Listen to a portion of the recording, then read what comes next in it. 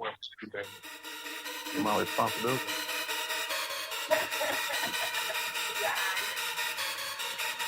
I hope so.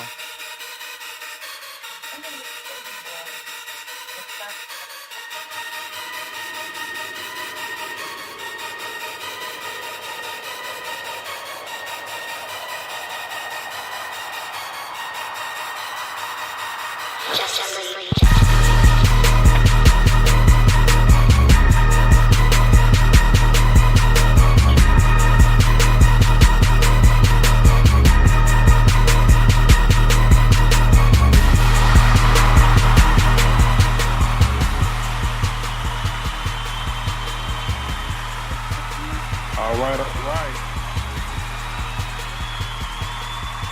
Are we live? Are we live? Yes, sir. Oh my goodness. In quarantine. What year is this? I don't even know. Where am I? I don't even know. I've not been outside. I don't know what the zombie apocalypse looks like. Whatever year the Road Warrior was, that's where we're at. Okay. Well, nevertheless, if this is the year of the Road Warrior, then you are fortunately at some place huddled down, got your internet hooked up, you got your speaker on or your whatever you have on, and trying to listen to some voices out in the beyond. And here's the voice from Cover 2 Conversations. You know, Cover 2 Conversations every Saturday here, somewhere about 5 p.m., 6 p.m. Eastern Time, whatever we can get a live feed. This is 2 Tampa natives, at least 2 topics from 2 points of view for 2 hours here on Flow Ohio Radio. You know Flow Ohio Radio is going to keep going because nothing can kill nobody from Ohio. I don't know what it is. They tried to take the Browns from them. They just regenerated and came back. That being said, you listen to the vocal stylings of your main man, Mike D, and I'm always joined by Reginald Gray. Greystoke of the Jungle, also known as Space Ghost. If you look for Reggie right now, you're not going to be able to see him because we're all in quarantine, but you know where he's at in the deep, dark reaches of Castle Grayskull. And man, what did I tell you guys always? Reggie's normally supposed to bring us 2 things, right? 2 things. 1, great guest. 2, great music. I don't know what he's going to be doing with the music right now because he's locked in. He's on the Samsung phone. I don't know how far we're going to roll with that.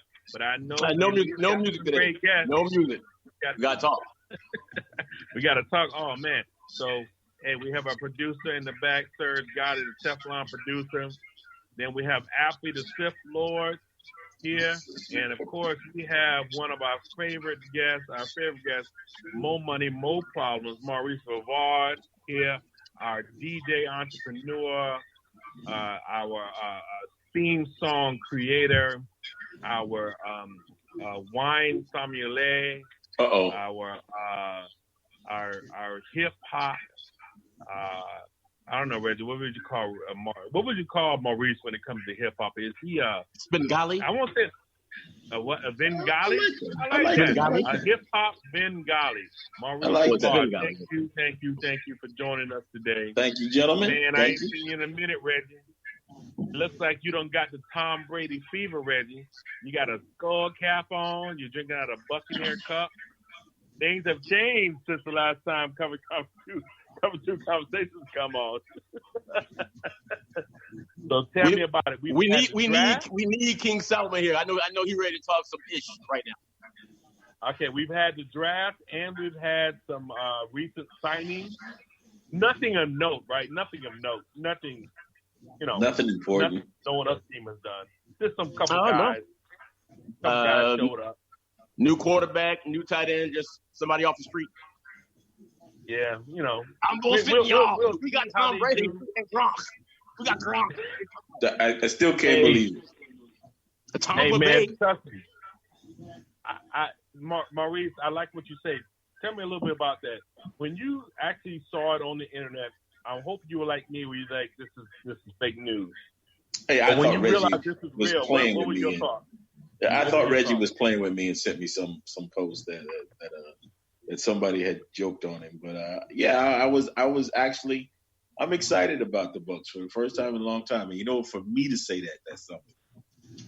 Yes, that is very much. I believe you're like a pseudo Dallas fan or something like that. No. Maybe hate the Cowboys. I was more of a player. Reggie tell you, I was more players than I was a team. So I was a big Barry Sanders fan. I liked a lot Detroit, of I liked a lot of players for the 49ers. So I was more a player a fan than a particular team. If I got to pick one to ride with right now, it's going to be the Saints. What did he say, Reggie? Did he say he riding with the Saints? Yeah, I heard him, man. He said that. You know what? Being very, very objective, as a Buck fan, very objective, I still see the Saints as the best team in the division. Yeah. Just being objective. Because they have the best quarterback, they have the best running back, they have the best receivers, they have the best coach. What are you seeing? Well, according to some people here in Tampa, they got the best backup quarterback now. But we'll bring that up later on. Oops. Sorry, let me sip this real quick. No, it's just I think Tom hasn't been with the Bucs yet. He hasn't practiced with the Bucs yet. He hasn't met anybody in person yet, as far as I know. He's going to people's houses. But there's no cohesiveness yet. And that's kind of my biggest fear. And I said this before we signed it. My biggest fear is this is the year Father Time kicks in. Yeah. That's my biggest fear. I can see that. But remember we talked about what I'm going to call right now, just named it myself, the Brett Favre complex. Everyone thought that about Brett Favre too. And then look what he did. No. Well, 2 years in a row. Yeah, well, again, you're 100% right, and also, I do remember Montana going to Kansas City, and I thought he was washed up. He balled for 2 years in Kansas City. He balled for 2 years. He did, yeah. So but again, as a Buck fan, I'm beaten. I've been broken, and I'm just thinking this may be the year. All of a sudden, Tom looks old this year. Now, to be honest with you, I don't expect nothing from Gronk. I really don't. If he catches 5 touchdowns in the red zone, I'm happy. But I don't expect Gronk to be Gronk. I think it's going to be a monster. I think it's going to be a monster. I think the two of them, because you talked about that cohesion, so we know he's comfortable with Gronk. He always has been. So Gronk going to be his safety net because the team never used the tight end position as long as Winston was there. So now I think you got. No, take that back. They have used it just as last year on Arians. Arians doesn't use it. Well, yeah. So I think he may change it this year because they got Gronk and they kept right now we have the best tight end group in the league. Period. O.J. Howard, who has not lived up to number one status yet, but talent's there. Brate has been performing since he got here. Unsigned free agent, got a fat contract, and now we got Gronk. So we straight at tight end. Hey, Solomon just popped in. Who that? Oh! Solomon just popped in. Oh, what's up, son? Hey, what's going on, fellas? Hey, we just started. We talking about Tom Brady and Gronk. Gronk, yeah. I heard what y'all were saying, but you got to look at it like this: it's going to take a minute for Brady to gel with Godwin and Evans. So the best thing, no doubt, his security blanket in place, which is Gronk. So you're going to see Gronk shine for the first, I say, 1 to 3 games while that chemistry with Evans and Godwin happens. And then after that, he's got all these weapons at his disposal. Sure. Hey, Solomon, I'll ask you a question. All the folks who we know who they are, saying that Brady didn't play good last year. His QBR was the same as our former quarterback. Right. What do you say to that? I say, what weapons did he have last year? Bars. Bars. I say, anytime you give this man a weapon, i.e. Randy Moss, he exploits it. Yeah, and look at the first 2 games. When he had Aaron Hernandez and Gronk at the same time, you saw what he did. Right, hey, King Solomon, look at what he did with the game when he had Knucklehead from Pittsburgh/Raiders. Antonio Brown, exactly. So, I mean, the fact that they're saying, what did he do last year? His QBR was the same as Jameis. Jameis had 2 All-Pros on the outside for him, along with the tight ends and what have you. Correct. You're taking a guy who's literally been labeled the greatest quarterback of all time without any weapons whatsoever consistently. Damn. As long as, and we always say the same thing about Tom. Tom don't move around much. As long as you protect him and your line has been able to protect the quarterback, because the previous quarterback had 5,000 yards a season. So we know the line is solid. Didn't they draft somebody offensive line? Yeah, they did. First round. Okay. First round. But Mo, here's the thing with that, Mo. So everybody's saying the line's not going to be there, and if they would have protected Jameis, we would have done better. Well, what's going to happen with Brady, if the line breaks down, he's going to throw the ball down the Bayshore Boulevard. He's not throwing it to the other team. Turnovers. Right. But we all know the line was solid. They was just looking for another reason not to blame Winston. So we know that. Your quarterback can't throw for that many yards if he don't have a line that's protected. Exactly. Mo, I've been sitting. Yeah, I know. I'm talking to dudes that get it. I know I'm talking to dudes that get it, because you can't throw for 5,000 yards if your line is protected. So get out of here. That was dumb. But no, okay, but we kind of got off track here. What I was going to get to the Brady part later on. The first thing I want to talk about was get Solomon on the phone real quick. The draft. How you feel about the Bucs draft? Yeah, that's a good question. The only thing I had a question about the draft was the running back. Well, not necessarily the running back Vaughn himself, because I like him, but I was thinking you're leading the witness, Reggie. You're leading the witness.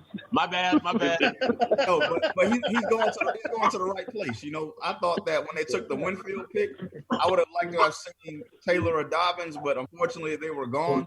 So we made the best pick we could at the position we were at. And I'm not mad with it at all, because the dude Winfield, you know, I went back and watched some of his highlights. So hold on a second. That's more competition back in the secondary. Hey, Alfie, mute. No, that might have been me, man. That might have been me. Don't call Was that your dog? Blow it out, man. I don't want him to do like this. Was that your dog barking?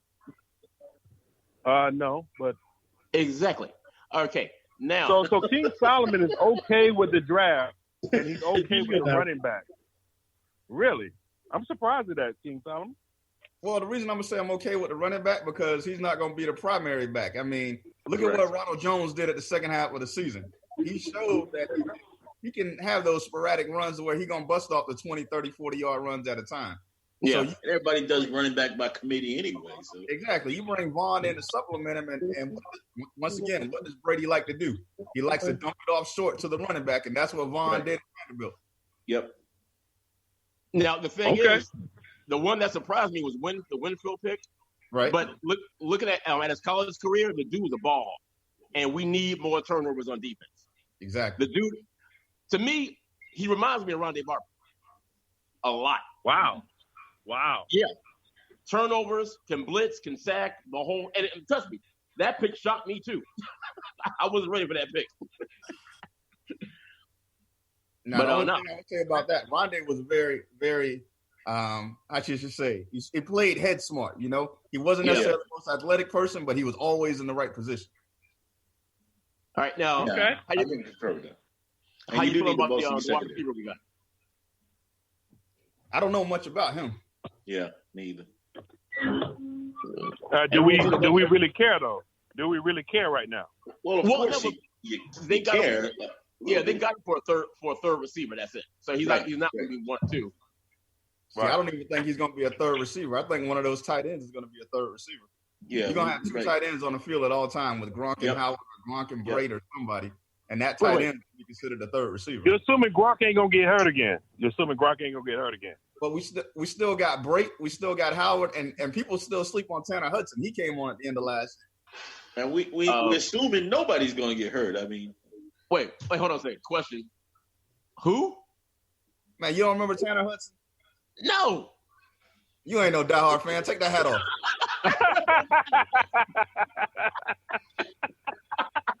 And that pillow and that cup. Oh, well, hold on. And those underwear and no.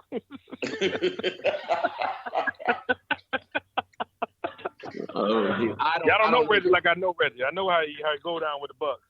I don't want to know Reggie like that. So all I know is we have the best tight end unit in the league. So yeah, in my opinion, the way that I would use Gronk is just red zone. That's it, just red zone. Gronk's one of the best blocking tight ends in the league as well, so that helps the running game. Yeah, it does 100%. Now, one thing I wanted to bring up, I'm going for my little checklist over here. I got the Bucks draft. Did you, Solomon? Maurice, you probably didn't, but Solomon, did you watch most of the draft? I would say first and second rounds, Thursday and Friday I did, but as it got into the later rounds, I pretty much let up on it. Well, just first round, that's all that matters anyway. How do you feel the whole virtual draft thing went?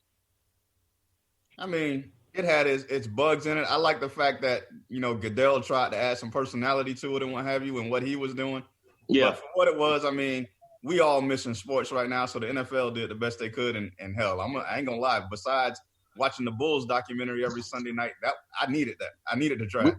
We're going to bring that up later. That's why I got you and Maurice on the phone. We're going to definitely bring that up. Now, did you see Cliff Kingsbury's house, the Cardinals coach? Yeah. Dude. Like he was posing trying to he was flossing. Get some females up in there. Hey, Mo. The head coach from the Cardinals. Now, they got all these virtual cameras set up all everyone's house. And some regular looking houses, no big deal. This brother looked like a bad guy from Miami Vice. Damn. Smooth. Not even a good guy, a bad guy from Miami Vice. He had a smooth looking The crib. bad guys had the smooth cribs. Wait. Y'all keep talking. I'm going to get the picture. No, basically a setup like Sosa would have had in Scarface. Oh, nice. Oh, no. Exactly. Nice. Y'all keep talking. I didn't watch much of the draft at all, to be honest with you, because I watched about 20 minutes of it and got out real fast because I haven't been paying attention to. I'm shocked we even have, to be honest with you. But I thought, like you said, they did a decent job with it, considering the technology and the challenges that we got going on. I'm glad it happened, and like you said, we missing sports. We need to do something. I'm missing basketball, man. That's my thing. I'm really missing basketball. One thing that I did like that was hilarious. You got to catch the candid shots at these kids' homes or wherever they work for the draft. Yeah. Hey, what about the coaches and the owners sitting in their houses? I mean, you would think some of these guys they haven't spent $1 of the money they made over the last 20 years. Yeah. Hey, hold on. Y'all ready? Watch this. Hold on. Photo gallery. Oh wait, hold on. I just had it. I just lost it. 1 second. Photo. Are you sharing the screen? Yeah, I'm sharing a photo. You look like the NFL testing out the draft. Right there. Yeah, Damn. see? Damn. That's the Cardinals head coach. Wow, look at that. See? Hey, now wait a minute. Look in the I ain't mad background. at it. It's broad daylight. He got a fireplace outside. The fire burning. I ain't mad at it. Can you imagine what happened? Don't think a lot of it again. Coming home just chilling, talking about I'm just gonna make a phone call. Who coming home? Yeah. I ain't mad at it. That's tight. Hey, Mo, I ain't hating at all, dog. I'm like, damn. But the funniest thing of the drafting, I don't know if you, Solomon saw it. All the girlfriends trying to get shine. Oh yeah. Yeah, I caught that. I You caught see that. I caught the little bit I saw. What player's name was? Hey, the problem is with that is that's the current girlfriend, the current Exactly. girlfriend. Right. They trying to be seen. That's why. She is. Right. They are not going to make it to training camp. Oh, those are the pre-contract girlfriends. The pre-contract. Oh wow. If they have a baby, that Russell though. If they Wilson have a put out? baby, though. What you said, Solomon? Did you all see the tweet that Russell Wilson put out? No. No. All right, so he goes, this is what to all the rookies, this is what happens after your first NFL contract. And he showed a picture of him when he got drafted with his The girl, white girl with him. right, that became his wife. And then he's like, after your first big contract, and shows a picture of him and Sierra together. Oh wow. Oh. No, he did not. Yeah. Oh, that's Oh, gangster. snap. No, he did not do that. So his ex-wife has like this huge article that she published with TMZ saying how big of a scumbag he is, how he's not the player that everybody thinks he is. You saw the video where the one lineman got drafted by Tennessee. His girlfriend got in his lap, and she wouldn't move, and mom had to move her. And mom snatched Yeah, him. that's what I'm talking about. Get your ass. That shit was That was funny. That was funny as hell. Mo, you saw that one? Yeah, get your ass out the way. What about the girlfriend that tried to grab CeeDee Lamb's cell phone? Oh, I saw that. Oh yeah. I saw that. Give me that phone back. And the thing is, she dated some guy in the NBA before him. Yeah, Trae Young from the Hawks. Oh, that's right. That's right. Damn. Boy, Lord have mercy. Well, so basically, the whole draft thing, it went smooth for you. I mean, I enjoyed it. To me, it was just something different. Yeah, I thought it was, again, considering what and like you said, it was almost like they were setting it up live and was trying to make it work. Yeah, no, it worked for me. I don't have an issue with it. I think we're gonna see more of that going forward too. I think you're gonna see a lot more commentators. Yeah. In a room basically, and they're doing 3 or 4 different games at the same time. I think that technology is going to make a lot more of the personalities that we want to see. They're going to be on multiple games on multiple coasts doing multiple things. The one thing that they gotta stop doing is the wide receiver, Maurice Brevard, Brandon High School College, 4.0 grade point average, and his mom did crack. Dude, what the? Yeah. Don't have a business in the street. Yeah, not like that. You know, that's a 30 for 30. You say that for the 30 for 30. Exactly. There you go. Yeah, save that for the documentary 30 years from now, The Last Dance. Save it for that. All right, Mike Dub. So hey, yes sir. Okay, are we going to have any sports this season? Ooh. Yes. We definitely got to have basketball.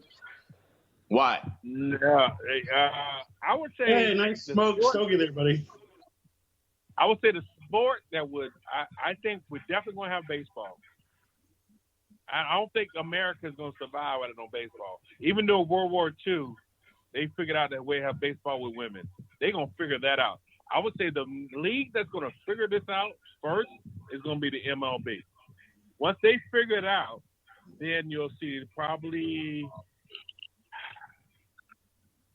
man, I don't know the NFL. Maybe the hockey, and then maybe NBA, and then maybe NFL. But I believe Major League Baseball is going to figure this out. They've done this through 2 World Wars. They've been here and done this before. So you're saying that it won't be an NFL season? I don't know. I don't know if they're going to figure it out because the NFL is so based on the money part. Like, in other words, stadium revenues, revenues from parking, revenues from the food. There's a lot of the television revenues are definitely top notch, but the reason why we have stadiums and new stadiums and all that is because they need people to be in the seats. If they could make money with us just watching a virtual game or watching players and at home, they gotta figure out a way to make us pay to watch the game online, right? So NFL ticket or whatever. But then, are we going to order Domino's? I'm just making that up. We're going to order Domino's based on the game, and Domino's will give them a cut of that or whatever. Because I don't think NFL is really trying to give up that money that from all the extracurriculars that come with football. What you think, Solomon?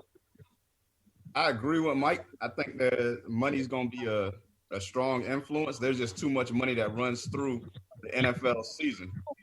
I mean, you got to think with all the corporate sponsors that, run commercials. And, I mean, you're talking about 60, 70,000 people at a time going to every stadium every Sunday.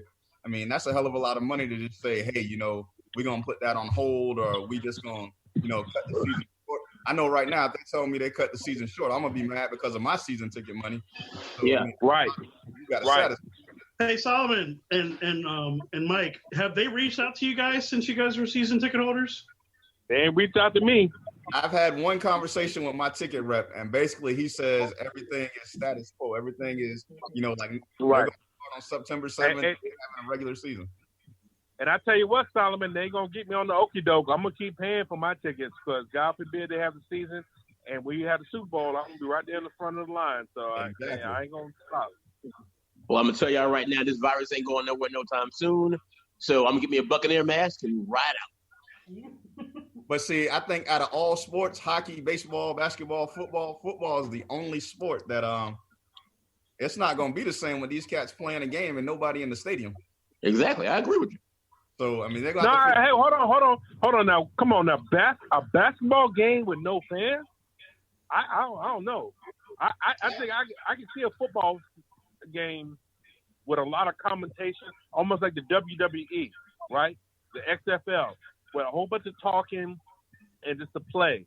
Basketball to me just is so emotional that with no one in the stadium, I just don't know how they're going to do it.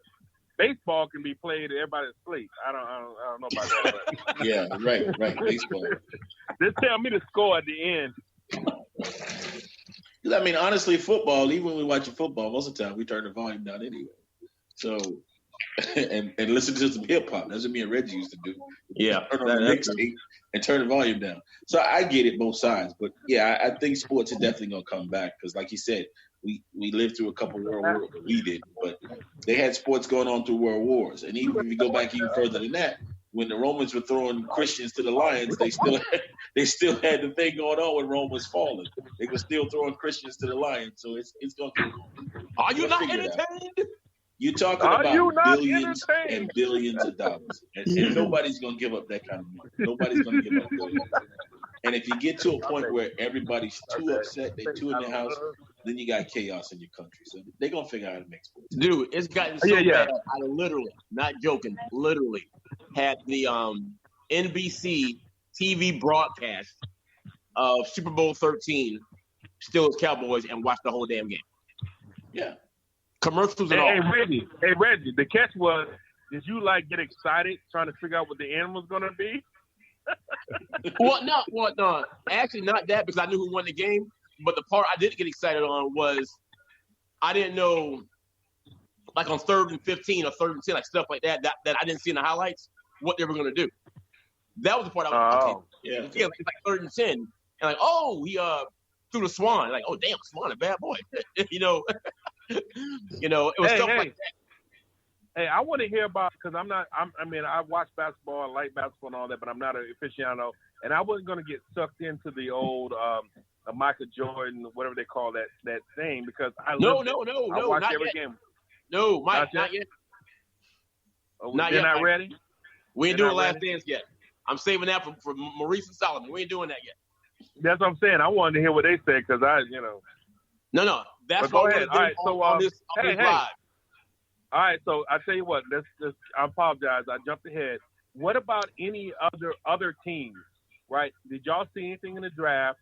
Did you see anything in the news where other teams made you go, "Ooh, wow, they Green Bay did something now"? Solomon, Green Bay. Yeah. Green Bay got Jordan. Yeah, that was a slap in the face to Aaron Rodgers. But I mean, karma's a bitch. I mean, it's the same thing that happened with Favre. So, hey, it's like this. How you got him is how you gonna lose him. Exactly. Right. But I tell you what drew the big red flag was Philadelphia taking Jalen Hurts. Oh, my boy. Yeah.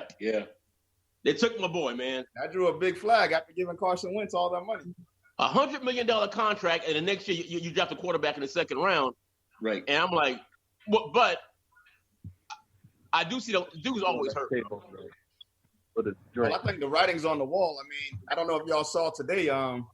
The Bears declined the 5th-year option on Trubisky, so he's gone. Yeah, I saw that. He's gone. Yeah. So I mean, although they're putting these big contracts out there still is no loyalty to these players. These coaches ain't loyal. Pretty much. $100 million contract. Hey, I'm watching Doug Williams right now, NFL Films. Reggie, all I've been watching. I just been watching Barry Sanders highlights. Oh Lord, let it go. How many Bucs games have you watched, then, Mo? Huh? I say, so how many Bucs games have you watched? If you're watching Barry Sanders highlights? Oh, just about all of them. I mean, It pops, popsicle orange, creamsicle orange, pewter. It don't matter.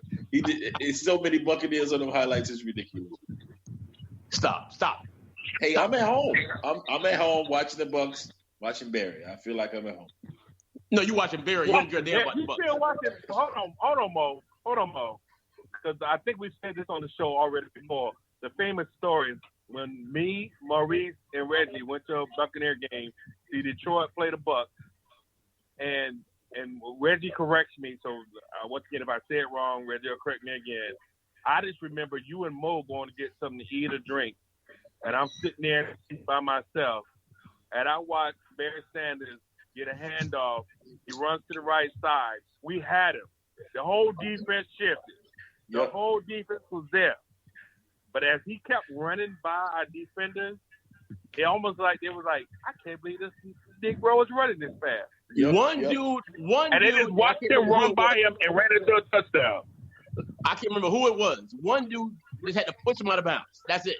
Yeah. That's all he had to do. Went right by. I know his last name started with A. I'll never forget him. His last name started with like Armstrong or something like that. Yeah, he had his hands. He had his hands extended. We saw it on the screen we saw it on the screen by the concession stand while you was right. I was sitting in the seat going, I cannot believe this. All I think it was Armstrong. His name, I know it started with an A. All he had to do was lean forward and push Barry because Barry's momentum was going so fast, no way he would have recovered. But it seems like he wanted to tackle. He wanted to be able to say, I tackled Barry Sanders. So he was trying to get close enough to him to grab around his waist. He wanted Barry was like, I'm out of here. That's what. Now the reason why I remember that game so much, not only was it the 2 85-yard runs, was because I was sitting there with a Sanders jersey in a sea of Buccaneers. Everybody looking at me. Every time they tackle Barry, your boy only got 15 yards. Your boy only got 15 yards. I was like, it's the second quarter. Don't worry, you can't. He's like you said, Father Time. You ain't gonna stop him the whole game. Hey Mo, it's funny because the whole time they're saying he only got 15 yards, and all of a sudden they're coming on the field, John Lynch. And then Barry ended up with that game. He ended up with like 205. Oh, this gonna be good. It's gonna be good. I think he ended up with like 205 or something like that. And then the conversation changed to, well, if you take away them big runs, he only had 67 yards. I was like, oh, really, dude? Really? Find a way to make you feel better. It's fine. Like I have watched so much NFL films and highlights that I haven't seen in a long time, bro. I'm watching complete games. You're like a kid in the candy store right now with that stuff? No, I'm not. I'm a kid. You remember the NFL album? Remember the NFL Films album, the music? Ooh! Yeah. I've been listening to that. That's on the playlist. Frozen Tundra. Solomon, me and Maurice had that CD, the NFL Films music CD. We literally go in my car playing it, jamming to it. Yeah. It was dope. So dope. The Frozen Tundra. That's all I remember. And the Rambling Man from Grambling. Yeah, because Raiders had their own song. The Raiders had their own song. All right, Solomon, let's do it. Okay, next topic.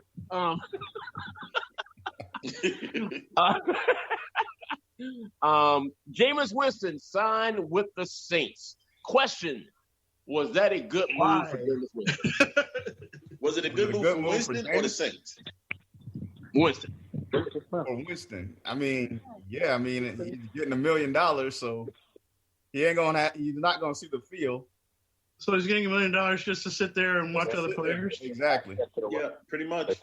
So basically, this is a year that negative gloss is just gonna bounce off of him. The 30 interception. Hopefully, forget about it so he can sign another deal next year. I mean, people take my wanting him not to be back with the Bucs as me having hate or disdain for the dude, which I don't.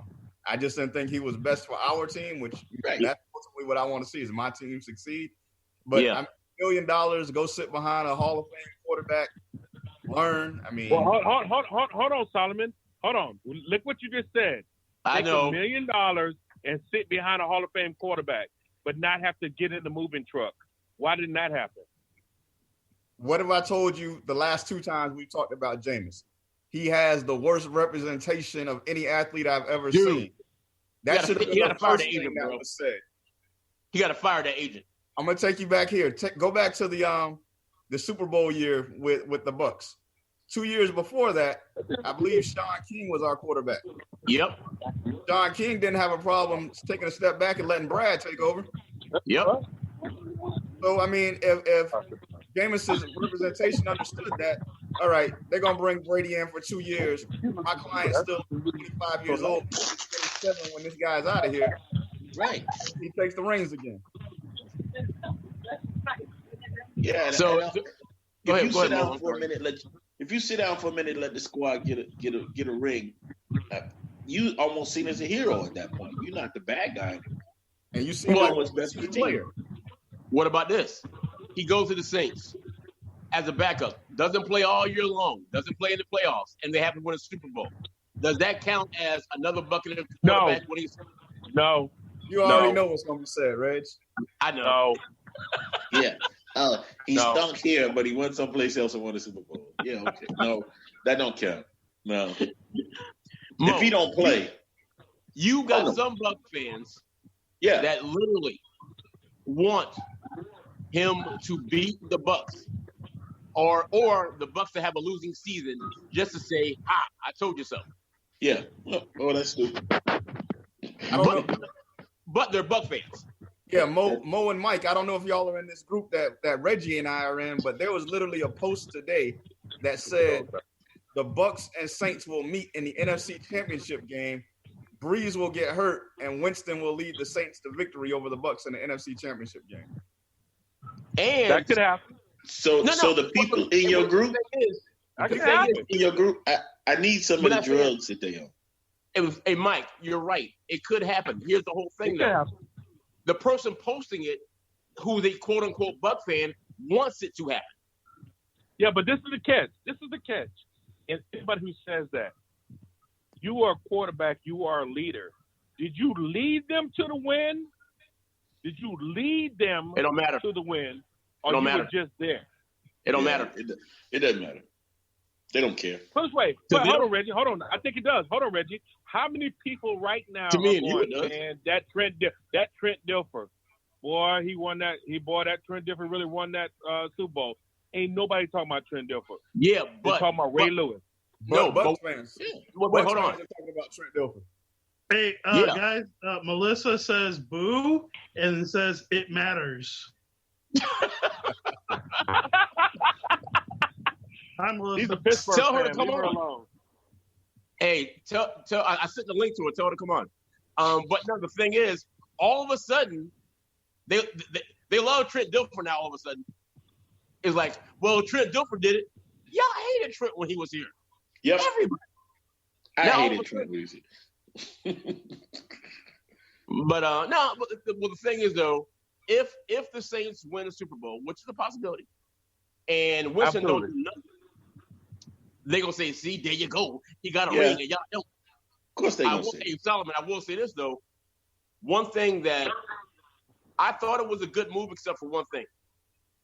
I think when Breeze leaves, I think Peyton going too. Yeah, I can see that happening. I can see and the thing is, the new coach ain't got no loyalty to Winston. Nope, it's a 1-year deal. To be honest with you, I don't think Sean Payton has any loyalty to Jameis Winston. I think Sean Payton is basically playing this strategy-wise and say, you know what, I'm gonna bring Jameis in here. Hopefully, he's pissed off at the Bucks and he's gonna share as much information on Arians' offense as he can, so we can scheme against it. Because if they had confidence in him, they would have reached out sooner, or they wouldn't have given Taysom Hill the contract that they gave him.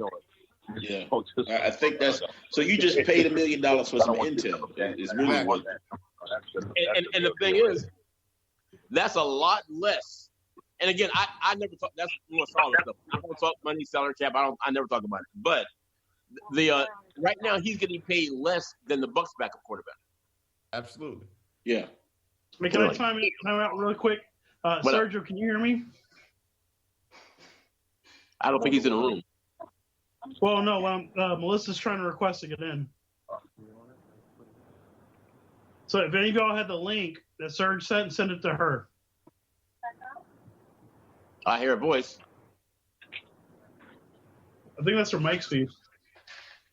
No, I think that's Battle. She's coming in. Is something coming through? Well, no, because she would show up on the screen as an additional. You have to swipe to the left. Maybe. Back into the left. Right now. It's something happening. I don't know what's going on. Something's happening. But no, Solomon. I mean, and the thing is, I told myself I'm not going any more back and forth regarding that subject. I'm not going to do it. And your boy posted today, and I made very sure every comment I made, I didn't mention anyone's name. Right. I didn't say Winston. I didn't say nothing. I was very precise on everything I typed in there. I mean, don't get me wrong. The Saints have been the cream of the crop in the NFC South for the last 2 to 3 years. We're gonna give them a run for their money this year. I don't think signing Winston makes them any better than what they already were. It's just a move on Peyton's behalf, and I think Brady and Arians are smart enough that they'll tweak the offense enough to where the defense can't pick up on it. Do you think that Arians is going to change all, because he doesn't use tight ends at all? Do you think he's going to just change the whole thing up? I think Arians is smart enough to know that I've got a quarterback who is comfortable in what he does. I'm just going to implement that into my offense. I don't think you're going to see him back there 5 to 7 step drops, holding the ball 4 to 5 seconds for 20-yard routes to be ran. I mean, he's smart enough to know what Brady's strong points are, and he's going to utilize them. Yeah, you got to defer to the guy that's what he was been said. He's the quarterback whisperer, right? Well, but you got to defer to the guy with all the jewelry. I mean, you'd be a fool to try to make him play your offense. I would integrate what he does well. All right, I think what he'll do is he'll tailor his offense. He will use his offense, but let's say he has 8 plays. He gonna break it down to 35 plays that are good for Brady, and he gonna run those so he can't run them no more. All right, Mo, I got a question for you. Since you're a Tom Brady fan, not a Buck fan. When you see Brady play, the big criticism is he just dinks and dunks. That's all he does. So what would you say to that criticism? Is he scoring points and winning games? Okay, got Mike. Walk off stage. A dunk is more exciting, but a layup is 2 points too. So I'm always gonna go after the W. I don't. He can dink and dunk until he's purple. That's what your boy. Who was the quarterback that they brought here from the Raiders when your boy came here? Who? Trent? No, that he came from the Raiders. When Chucky came here. Oh no, that Brad Johnson. Now he came from the Redskins. Brad Johnson. No, not Brad Johnson. The Raiders. Yeah, I'm trying to remember his name. The Raiders. But he was same thing. Brad Johnson was dink and dunk once Randy Moss wasn't around. But the thing is about the dink and dunk, when you dink and dunk to people who can turn a 5-yard pass into a 20-yard run, it looks exciting. Gronk would get a dink and dunk and then run over 5 people into the end zone. But you and I both know that was a dink and dunk. Yeah, but Brady dinked and dunked until he had a weapon. So he dinked and dunked, and then Randy Moss showed up, and then it was bombs away. He dinked and dunked until Antonio Brown showed up, then it was bombs away. When he got somebody down the field he can go deep to, he gonna dink and dunk. He always gonna take 3 yards instead of no yards. But when he got shot at, he's gonna take. Hold on 1 second. We got Melissa Battle on Zoom. I'm here. Where you at? Oh no, that's the coming worst live to you from Free what? You're being attacked by some Steelers fans. Hey, you know me worldwide. Miss Battle, what's going on? Hey, I was listening to the show, enjoying this little pro Bucks conversation y'all having here. Oh Lord! Hey, look, I got a question for you. We brought it up earlier about the NFL virtual draft, which I loved it. I loved it. I was listening. I got 2 questions for you. How do you feel about Cliff Kingsbury's crib, the Arizona's head coach? That fat crib he got. I definitely could live there. I'd be about that life. I could give up the Florida humidity for some desert heat. Now, was my boy doing that on purpose? Was he flexing or not? So flexing. He was so flexing. I think he earned every right to flex on that.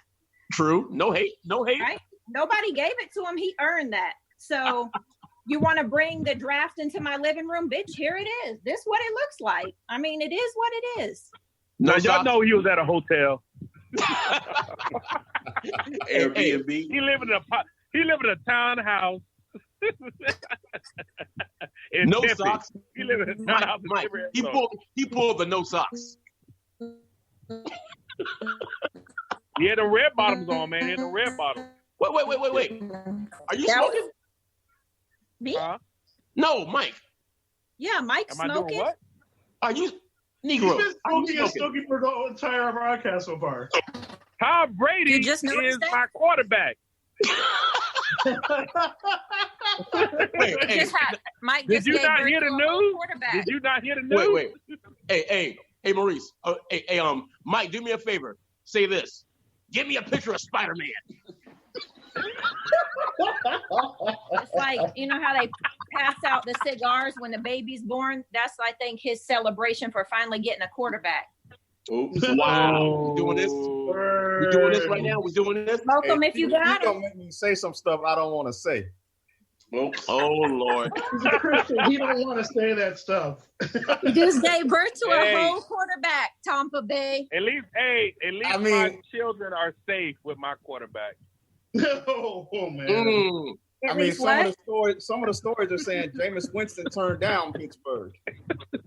I heard that. There was. Yes. I'd go on a team call meeting with the coach and the GM every week and listen to everything that's going on within the team. I never heard anything about that, so I don't know the truth to it because there was never any mention of it in any of the team huddle meetings. But It didn't happen because I mean, why would you want Jameis Winston with the great Mason Rudolph?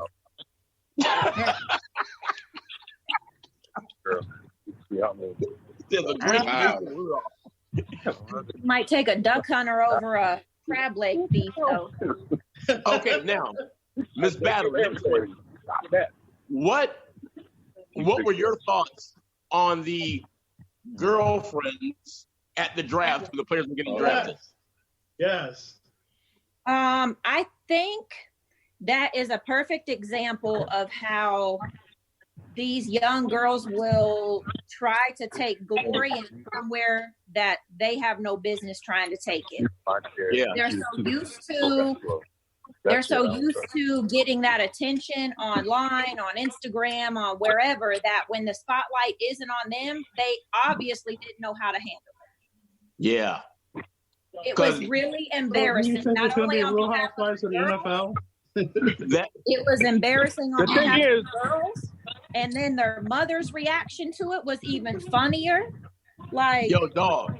That one girl that the mom had to lift her up. yeah, she was doing the most. Yeah. Doing the most. Hey, those are pre-contract girlfriends. They don't matter. No. I don't know. Unless they have a baby. They hit that ovulation lottery. They might be around Even for a little then, bit. here's The a couple ovulation dollars. lottery? Yeah. wow. Here's a That's couple what She dollars. said the Don't say ovulation that. lottery. That's what happens Y'all, when I you just heard. get pregnant by a Y'all just baller. heard my You hit the divorce ovulation attorney on lottery. the call. Okay, now, Miss Battle, why I got you here? And Solomon, Mo, I forgot about y'all, but we're going to talk about the Last Dance in a minute. What are your thoughts on what the Steelers did this offseason and the draft? I watched part of the draft. We're in a total rebuilding era anyway, so it's just a matter of figuring out how to get the pieces to fit together and get something moving. Because even if Ben comes back, which they're saying he's coming back better than ever, but I don't know, we shall see. But we need to rebuild all the way around. So young talent, I think, will bring a different edge to the game. What's up But at running back? Are y'all going with John Connor still? I don't know. Okay. I don't know. I've been so busy at work this whole week. I haven't even caught up on all of it. You been in them streets? No, I'm trying to keep my clients out of these streets. You know, we do divorces and it's skyrocketing right now. Why? Thank you, Melissa. Thank you. You're welcome. Melissa. You're welcome, Mr. Doug. Thank you. It's extremely busy right now. Couples stuck in the house together, coupled with kids at home, coupled with additional money problems, is a recipe for disaster. So it is extremely busy. Okay, I'm gonna hop around real quick because I got different opinions online right now. I was gonna do this for last, but I'm gonna do it now. Okay, have y'all been watching the IG battles? Yeah, I have. Solomon, you been watching them? Been keeping up with them. Mike Dub, Yeah. you have? I'm shocked. Melissa, Yeah, What happened? have you been watching the Instagram battles? some of them. Oh, I missed Bone Thugs and 3-6 Mafia the other night. Did they happen? I know it was supposed to be on Thursday, I think, but I didn't see it. I didn't. Anybody give a really crap care that. about that? I didn't care. Hey, you got some Ohio people in this group. We gotta keep up Right. with Bone Thugs don't and forget Harmony. that. Yeah, Don't but forget that. I mean, between those two groups, there's what, 5 hits? Okay, so that Well, battle lasted no. 5 minutes. Now, I will say this, and Mo can agree with me. I had a free copy, and I bought it unexpectedly for free. So who I won can't the hear battle? you, Rich. I love that first album. That first Who album. won the battle? Huh? Who won the battle of 3-6 I have Mafia? no idea. I didn't watch it. I don't know. I don't even think that one went down. Okay.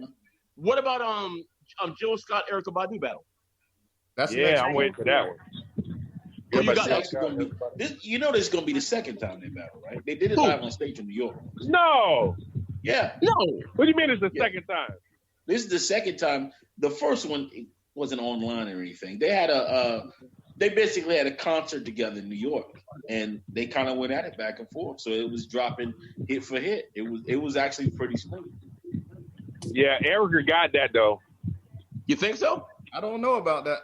Yeah, No, I've man, seen come Jill. on. I've seen them both live, and Jill Scott is amazing.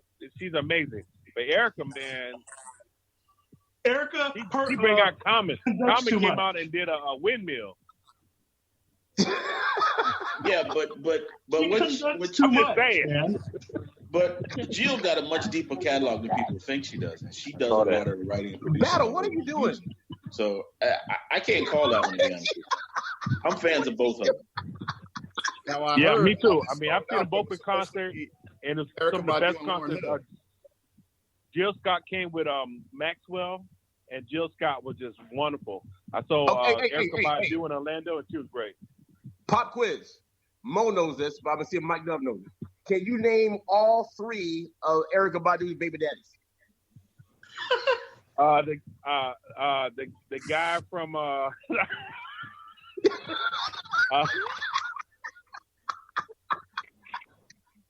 is Future one of them? No, Oh, Jesus. no. Fix it.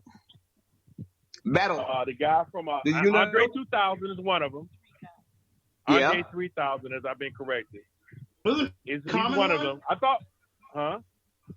Isn't Common one? No. Common came after the 3 babies. So he came, all right. Oh.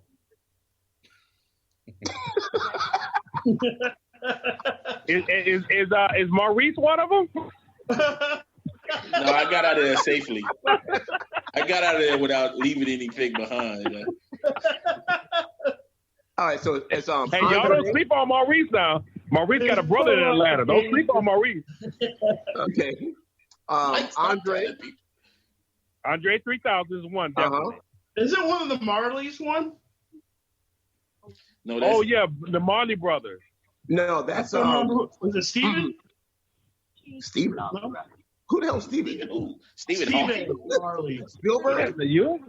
No, Stephen Marley. Baby, what's this one? No. I got my girl here. She's looking it up on Google. Ah, Oh, She said the man. youngest Marley. The youngest Marley. For Erica? It said For Erica, the youngest Marley is the baby daddy. No, that's Lauryn Hill. It's Lauryn Hill. He was in one of her videos. It says the DMC is one of her baby daddies. And DMC? Why you gotta tell secrets? Why you gotta listen to the secrets? DMC. Not Whoa. Someone say that again? Ain't nobody ask y'all to Google stuff. Don't be Googling. I know one, I think. I gave y'all Andre 3000, so I got my point. It's Alex, Andre, can I get my DMC, point, Alex? And the third one just The dropped third it out. Jay not too long Electronica, ago. right? Jay Electronica. There you Right. go. I don't even know who that is. Exactly. He just I beat learned out that with Jay-Z. Jay Oh, the Electronica dig. is, Hey, hold on. You talking about the diggy dark, y'all? Yes. Yes. Damn. He said, damn. And she chopped his ass in the throat, and he ain't been able to rap since. Wow. Mike, really? How did we mute Mike? Mike You are looks like telling me he's what on a that golf damn cart somewhere. Battle, where are you? I'm in Pittsburgh. You don't see? I can't see her, man. I see Wesley Chapman. I see Alfie the Sith Lord. Oh, there she go. I see her. She put her hair up now. Now she getting all gangster. Okay. Same subject. What IG battle do you want to see? I want to see the Reggie Maurice the IG third and battle. final act. So Reggie and Maurice. the battle I think would make more sense is Puffy and JD. Thank you. Hey, everyone! I got a request. Hold on, Reggie. Hey, Reggie, I got a request. What up? Who could go against Ice Cube in a IG battle? Like song for song? Yep, song for song. Pop. LL Cool J. LL Cool J versus Ice Cube? Jesus. No. No, man. It's No, got to honestly- be West Coast. No, honestly, Yeah, that ain't gonna I work. would put Cube up against Tupac any day. You put How is you get Tupac going to come on a battle? Yeah. He's going to come out the grave for that episode. When my homies call, Hey, they got the holograms, right? Do the hologram, okay. Ah, right? Do the hologram. hell, you No, might as well Bobby talk Soul about is alive. friends. Bobby Talk Soul about is song, alive. not live song. This is why I say Puffy and JD because Puffy in a Puffy and producer JC. battle. No, that's not a Puffy in a competition. producer battle to me is like JC can't. I mean, Puffy can't rap. That's why I don't think Puffy belongs in the battle. Mo, If you going do- back to your Ice Wait, Cube comment, wait. Ice Cube and T.I. No, Ludacris and T. That's good. Hey, so I wanna hold see on one it. second.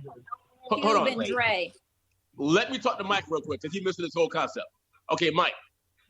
When we say battle, we're not saying rap. We're saying song for song. Hits for My hits, bad. catalog. That's They what need we're to be saying. Song for alive to do their thing. Yeah, screw that. I'm sorry. My bad. Okay. So I if- would go Ice Cube and Dr. Dre. Mm-mm. Oh, damn. No, It's the no. same camp. Ice Cube and Dr. Dre. Ice Cube gonna kill him. Actually, Solomon made a good point. I think T.I. and Ice Cube would be a good damn battle. No, I think T.I. and Ludacris. No, T.I. would kill Ludacris, but T.I. and No, Outkast. you think T.I. would kill Ludacris? Song for No, song. no. That's my girl said it. I said T.I. and Ludacris. And T.I. would kill Ludacris. I think they're both equal, so I'll be curious to see You how they really will win. think T.I. would kill Ludacris? Absolutely. No. I did not say that. I didn't say he would kill Ludacris. I said it. My girl said it, and Oh, I damn. don't agree with that. Hey, Mo, you hear the background? I said it. T.I. would kill said it. Ludacris? Okay. But So, this is why I said JD. you heard that. I said it. He said This is it. why I said JD and Puffy. Because to me, Puffy in a producer battle is like the NBA 2K championship actually playing basketball against somebody. You know, Right. Puffy don't, I agree. don't produce anything. Executive producer is different. Wait. I got So a he can question. do- How did everybody feel about the Teddy Riley babyface Wow. situation? I didn't watch it. The See, comedy Alfie- routine that was the Because first of the one or the noise, I second couldn't one? stand it. What Alfie just said is a perfect example. Yeah. Teddy Riley was, I mean, when you get into Teddy Riley's music, he's more of that New Jack Swing type. When Babyface Right. got into every bag there is in any genre, So when Babyface picked up the guitar and started going acapella, so to me, that battle was over the minute Babyface said, "Hey, I'm Mike, just going to dedicate mine to the ladies." Mute. I'm going to dedicate mine to the ladies, and you played 2 occasions. It was over. The battle was over right there. Where it went, what Babyface had garnered the win out, is you got to realize he never even got into his Whitney bag. Yeah. If he that one out, right. I mean, we didn't even go there. He didn't do. Yeah. That was a slaughter. But I think he would have killed the Puffy's battle if he did that. Oh yeah. I didn't think about that. Be involved. Puffy has to be. It has to be catalogs, and I think the only person has a catalog. Huh? All right. So you're not feeling the Puffy Dre battle? Hell no. Dre produced stuff at some point in his life. Puffy danced and said, "Yeah, that sounds good." So that's. Wait a minute. Come on now. Wait a minute. Hold on, Mo. Come on now. Come on, man. Yes, Mike. You can't tell me Puffy just sat around and said that sound good. Puffy didn't produce anything. He was when you get a chance, Mike. And Reggie knows who this is. When you get a chance, Mike, look up Easy Mo B, and look up the Hitmen. Who Kanye West was a member of the Hitmen for a short period. Now, a good battle. Kardashian. Kanye and Jay-Z. Wow. What did Melissa say? A good battle would be label versus label battle. Correct. That's better. If you okay, go, hey, I got a Rista. Who you got? I got a Rista. Who you got? But that's why I say Puffy and JD. If you do So Def versus Bad Boy, that makes more sense. Yeah, Drake I like that. I can do that. So Def versus Bad Boy. I can do that. That works for me. Okay. Puffy don't belong in producer battles. Okay. He belongs in catalog battles. So hold on, Reggie. Then Maurice, where does Puffy belong? Puffy belongs. He should battle 2 or 3 people: JD, Russell Simmons, or who else?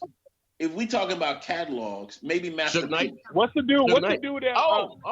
Damon Dash. Master P. Maybe catalogs. Ooh. Master P. That's a good one, Reggie. That's a good Puffy one. Doesn't belong in battles with producers. He's out of his league. That's not what he belongs. But if we talking about labels, why don't we do like a Cash Money versus No Limit? Isn't that kind of the same thing? Yeah, we saying what? labels. Say it again. I'm sorry, I didn't hear it. Say it again. I said if we're talking labels, we can do something like a Cash Money versus No Limit. Okay, there you go. Yeah, right. I'm okay with that. But a producer battle with Puffy in it is an insult to the other producer. Hey, battle. Yes. Because he ain't produce shit. What about Machine Gun Kelly versus Bone Thugs and Harmony, Ohio? What up? Come on, nobody's watching that. I have a question. While we're talking about Puffy, let me get a man code ruling on this. Did y'all see the thing Puffy had the dance thing earlier, like last week, when he had to try to do the virtual everybody get online and dance party or whatever? I totally missed that. No.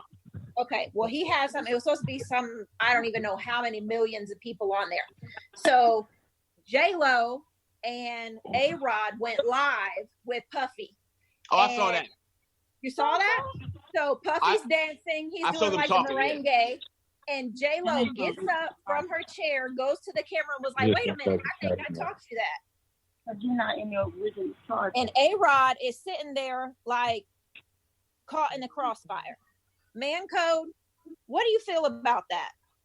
I think, now, I'll say it like this. Code, it doesn't matter what happened in the past. Who has her now? Yeah. No. Who's smashing at the moment? Who's smashing at the moment? I agree 1,000%. I agree 1,000%. But in that moment, I see what Battle said. In that moment, she kind of made it kind of uncomfortable for a current man. Uncomfortable. Right. Oh my God. That's all it. Put it out on her later in the night. Right? Right? What happened? I'm just saying, would you feel some type of way if your girl put you in that position? Would you feel some type of way? Me, Reginald Gray, personally, ain't a big deal to me. But I know how society. Not at all. Yeah. They got a serious relationship. Wouldn't bother me. I'm good. All of those for everything. Okay. Slice and throat. Ain't no battle. Okay, that's you. Yeah, I'm not worried about that. That honestly, and I don't want to be that dude, but that's kind of a female perspective. I don't think none of the dudes over here thought about that at all. No. Wait. None of the dudes over here thought about what? None of the dudes over here thought about what, Maul? About Puffy and A-Rod and J-Lo. No, J-Rod talking to Puffy. J-Rod. Yeah, I didn't care about that. Oh, really? It wasn't that big of a deal to me. Okay. But me either. Hold on. But again, I have female friends and guy friends, Right. and I know how some guys act. So I know me, Solomon, Maurice, and Mike are the small minority. I know some dudes get salty on that. I think so. Not us, but whatever. Yeah. What are they doing? So real quick, they're going back to the artists. battle thing, and I'll end on this. Yeah. My wife brought this to my attention, and I didn't Yeah. really grasp it until she said something about it. You realize that there is one producer, we had a hip hop battle that nobody could actually touch, and we don't even think about him in that line set. Rick Rubin. Rick Rubin. Boom. Nah, he got too much stuff going on. You got a What you Rolling mean? Stones to the Run DMC. Exactly. How you So gonna no, battle Hey, against the Rolling Stones? hey. no other producer Mike, can come do on it. now. How you He gonna got battle against Public the Rolling Enemy. Stones? He got Public Enemy. He got Slick Rick. He got LL Cool J. He got Exactly, Slayer. and then He you got probably can put Metallica. someone against He's got that, Rolling and then Stones. he He got gonna turn Beastie Boys. around and throw a country song at your ass, and you ain't got nothing for him. Exactly. You ain't got wins. nothing for him. Hey, so let me throw an unpopular name out there. When it comes to R&B, who can mess with R. Kelly? Absolutely. Nobody. The Illinois penal Oh system. no! Keith Sweat can do it. Well, Because he did Silk, he did Keith Sweat, he did a couple. but of he was could do it. but he's in Teddy Riley's camp. Who Keith Sweat. Who? He in Teddy Riley camp. Oh, he is? Yeah. Yeah. Oh, I had no idea. Damn. I didn't know that either. Wow. Who you think produced all that stuff? I don't know. No, what do you mean? Who think you produced something? Keith Sweat produced it. No. Keith Sweat No, produced it. No, Teddy did. Teddy Riley. Teddy Hey, did. Mike. No. I'm cutting Hey, off Mike. the phone right now. Y'all stop lying on my boy Keith. Wait. Go get the Googling. Get the Googling. Get your girl to Google while y'all Googling shit. Hold on. I got the perfect battle. Hold on. Okay. Hold on to your hats. Hold on. You ready? Don't you say anything I'm ready. about I'm Uncle ready. Lil Jon versus Uncle Uncle Luke. I knew he was gonna go there. Luke got him. You think What- so? Yeah, you What gotta strip give it to club Luke. we gonna You gotta hold that give at? it to the OG. Luke, get people butt naked at the concert. Yeah, Butt naked. I Come as on, much man. as I gotta go, Luke. I'm It's sorry. over. Solomon, It's come on over. now. Tampa, old school. Who you got? You gotta give it to Luke. Yeah, Luke. Luke, man. Yeah, Luke, Luke. I got to ride for Luke. Where them hoes at? Luke, where them niggas at? Especially hey, bring I Mr. like- Mix I like, with him. Yeah, Luke just he changed the world. That he changed the world. Hey, It's so one thing when you have a show, like a club show, and people get crazy and wild and naked. He had concerts where people were butt naked. You just can't. Mm-mm. Hey, Battle. Yeah. You ever been to a Luke show? No, I didn't live in Florida when that was his time. Well, you ain't lived in. I was somewhere serving our country. Thank you for your service. I got a Thank question for sir. you. Would you have been to any of the Freakniks back then? I did go to Freaknik one time Whoa. Oh, In Atlanta? in Atlanta. Yes, sir. what do you mean in Atlanta? Hold on, Reggie. That was the only place the Freaknik was. I mean, that's like saying, hey, did you go to the Florida State Fair in Florida?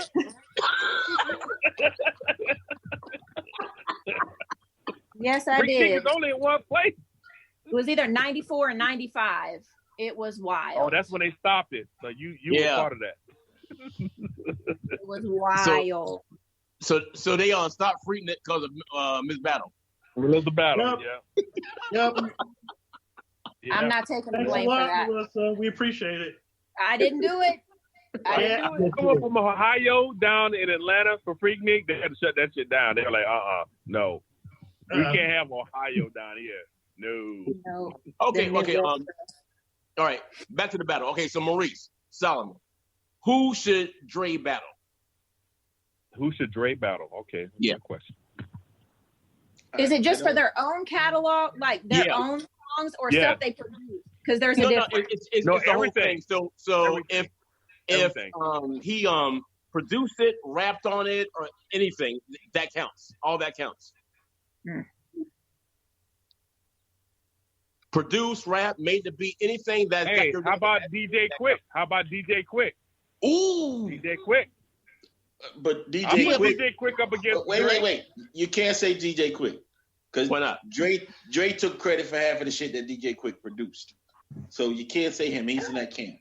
And Quick has one sound, just one. No, he doesn't. He produced a lot of things you don't know about. Yeah, Quick is bad. Yeah, I would probably say the only person I would say that would be a decent battle. I think I would have to say the Neptunes. Yeah. But see, once again, the Neptunes can cover so many different genres. I don't think it's fair in that aspect. No, that's what. But who else? Who else? I mean, we already did Timbaland. You could say Timbaland, but again, a big catalog. But he's already done the thing with your boy Swiss. The only person left is really Pharrell. Who won that shit? What? In my opinion, and I'm gonna get some hip hop hate. I think Swizz is so overrated. I agree with you. Swizz is so overrated, dude. Now Swizz got one cent. What about if we get a battle? Keyboard. We're talking about a battle. What about Dre and Jay Dilla? Okay. Like Solomon just said. So Dre and Jay Dilla. I'll be right back. It's two different sounds, though. It's like no, but see, that's just gonna turn into an East Coast West Coast thing because everybody in the East Coast gonna pick Dilla and everybody in the West Coast gonna pick Jay. So that's not gonna be a fair battle unless you ask the people in Florida who don't have a side. Okay, I'm gonna flip this whole thing. One last question. I need some feedback before we go to the last dance conversation. How do you feel about, rest in peace, if they were still alive, Prince catalog, Michael Jackson catalog? Prince. Wow. You said that quick. No, Michael Jackson all day long. Oh, here we go. All right, So, Solomon, make your case, bro.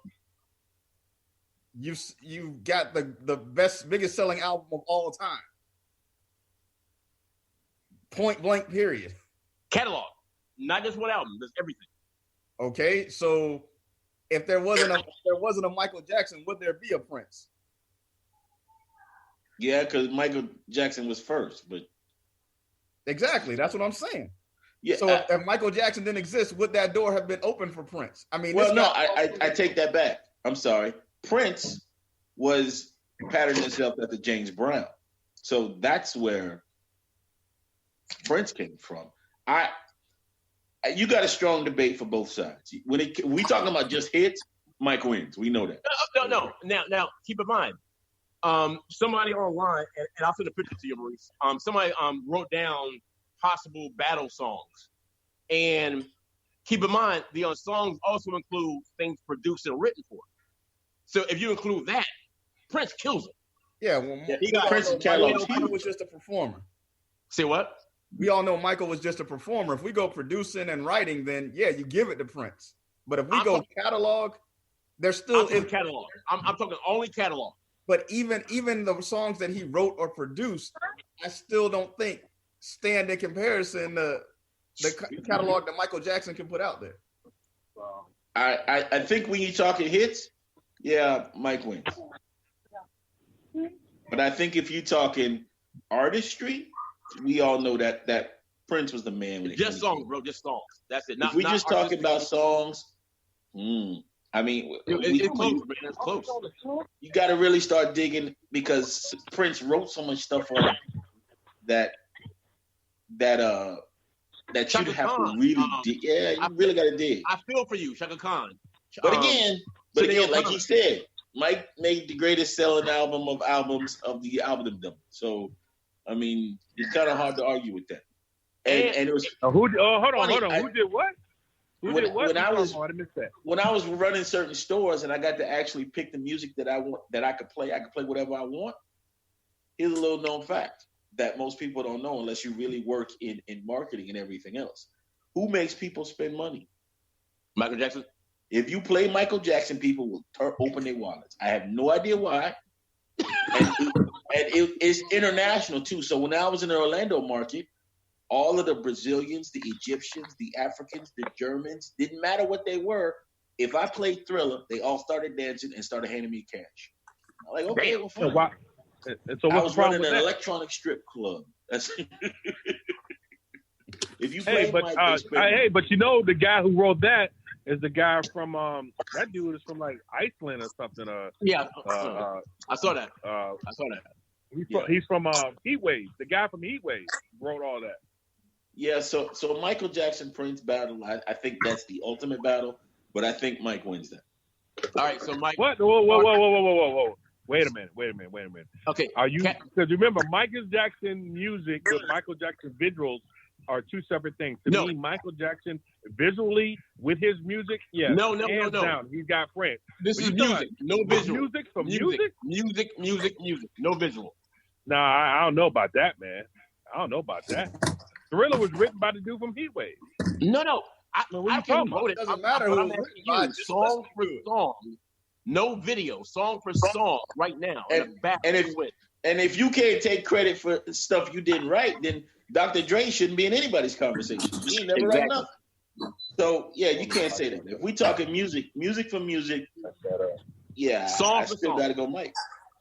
Mike Dove, who you got, Mike Dove? Song for song? Michael Jackson. Michael Jackson? Now I will give Prince.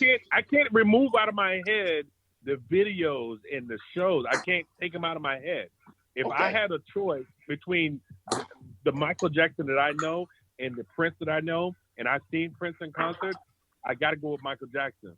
But when I think about the Prince songs, all the ones he wrote, the songs that made me. I mean, he wrote a song "When Doves Cry," man. I can't, I struggle with that, but yeah, I'll give it to Michael. Hey, Battle, who you got? I got Mike. I will give you one thing. She said that like she knows in person. I will give you one thing though. I'll give Prince one thing. We all pretty close to the same age. There is a Prince song that you can think of that was playing on the radio or that was in your collection or that you had on your iPod or your headset or your Walkman for your entire life. Erotic City. Yeah. There was something playing Prince related in the background of your When Doves Cry. life. When Doves Cry. Purple Rain. Even up to this point. So I can't say that about Mike. Don't get me wrong. He put out albums and then, some of it kind of fell off towards the end. Hey, Maurice, man, you really hit on something. Hey, you know what? I hate when folks say that because they say he falls toward the end. It just wasn't popular. If you play his stuff now that he passed away, the later stuff that no one played before, that me and you know about, dude, no, it's still like, oh my God, like who, Reggie? What's up, Mike? Reggie? Who, Reggie? Who? Who are you talking about? Michael Jackson. Man, that's a hard one, man. That is a hard one, but I gotta get. Hey, know what I'm gonna say? I'm gonna say James Brown. Okay. Real quick, hold on, time out. Real quick, before I go to the next subject, this is for Solomon. Old school, IG battle. Dan Pony versus Eminem DJs. Dan Pony Express. Dan Pony. Dan Pony. Dan Pony. Come on, man. Pony, Express. I got one for you, Reggie. What up? Ghetto style DJs. You gonna laugh at this. Me and you hated Dan Pony when we were coming up. We hated it. The older I got, hate it. the older I've gotten, I look back and hear what they did. Okay. And no, I won't drop. I won't play it in my car driving around or on my headphones, but I get what they're doing now more than I did when I was 14, 15 years old. So basically, you're saying you're an undercover Jam Pony fan. What is Melissa doing in the background over there? No, for real, the older I got, the more I appreciate it. The older I hated it in high school. I couldn't stand it in high school. I couldn't stand that shit in high school. Now I'm like, okay, now I get it. I got Hey, Reggie, who's that DJ you had us watching live? DJ, you had us watching live. He's from O'Brien. That was damn, I forgot your boy's name, bro. Shit. I mean that reminded me of that Jam Pony. I listened to that whole thing. I can't remember O'Brien. I can't remember his name. But anyway, so Maurice, get us our DJs and Jam Pony. I'll go Jam Pony. Really? Jam Pony. I thought Jam Pony did it, but okay. Yeah. Anyway, but again, I hated all that mess. Okay. Here's a big topic. So Maurice, Solomon, Melissa Battle, Mike Dove. I don't know if Mike saw it or not. We are talking about the ESPN documentary. Hey, what about me? I saw it too. 4 episodes in The Last Dance, about the last year of the Chicago Bulls dynasty. And you know me, I'm like Maurice Mo as a casual audio fan. I'm a casual NBA fan. And your audio is going crazy, man. When I knew everybody's name on that Bulls team. Hey, everybody did. Everybody did, Reggie. Everybody. This Reggie. Reggie. It got me. The one fear I had was I thought it'd be a whole Michael Jordan thing. And I don't see this. But now they broke it down. Pippen got screwed over. Rodman is screwing Carmen Electra. He was gone for 7 days, and Michael Jordan went to get him. I'm like, oh my God. I'm like, dude. Mo first, and then you Solomon. Mo. How you feel about we're 4 episodes in? How you feel right now? How do I feel about it? Yeah. I haven't learned. I didn't know Scotty's contract was that messed up, and to me that makes him even more impressive to me because the dude played like that when he was mad. Imagine if he was happy. Imagine if he was comfortable with his contract and he was making the kind of money he should have been making. Imagine how well he played. So some of his behavior now, that to me, I was like, that's why he did that. That's why he did that. Because to me, Scotty was pretty much the ultimate team player. That dude took a backseat to Mike and played his role every game. Whatever you needed Scotty to do, that's what he did. And I did not know he did that when it came to his contract too, which is kind of jacked up.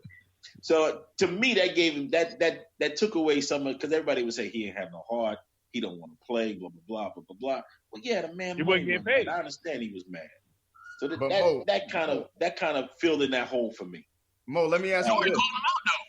Let me ask you this, Mo. On that one segment when they were talking about his contract, when the owner said, "I went to Scotty and I told him, don't sign this deal because you're gonna outplay it, and if you sign this deal, I'm not renegotiating with you." I mean, you're not gonna get that from too many other owners. He was being straight up with him. But honestly, he said the same thing to Mike, and he said the same thing to everybody else. But you and I both know, I don't believe him. I just don't. I mean, think about it. Mike played 13 years with the Bulls and was never the highest paid player in the NBA. Never. I agree with you.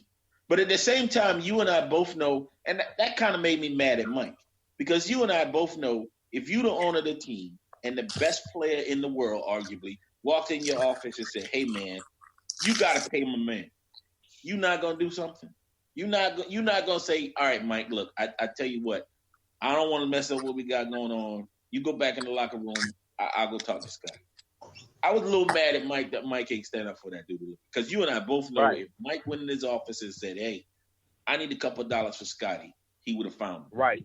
We know Mike wasn't making his money off of basketball. Why didn't Mike he do was the making Tom his money Brady? off of Nike and Hanes and hot dogs and everything else. That's what Mike was getting paid. Don't get me wrong, $30 million a year playing for the Bulls ain't nothing to sneeze at, but he was still making the bulk of his money from the endorsements. We know that. Right. But if he said, why didn't Michael do the Tom Brady? He Right. should have did the Tom Brady.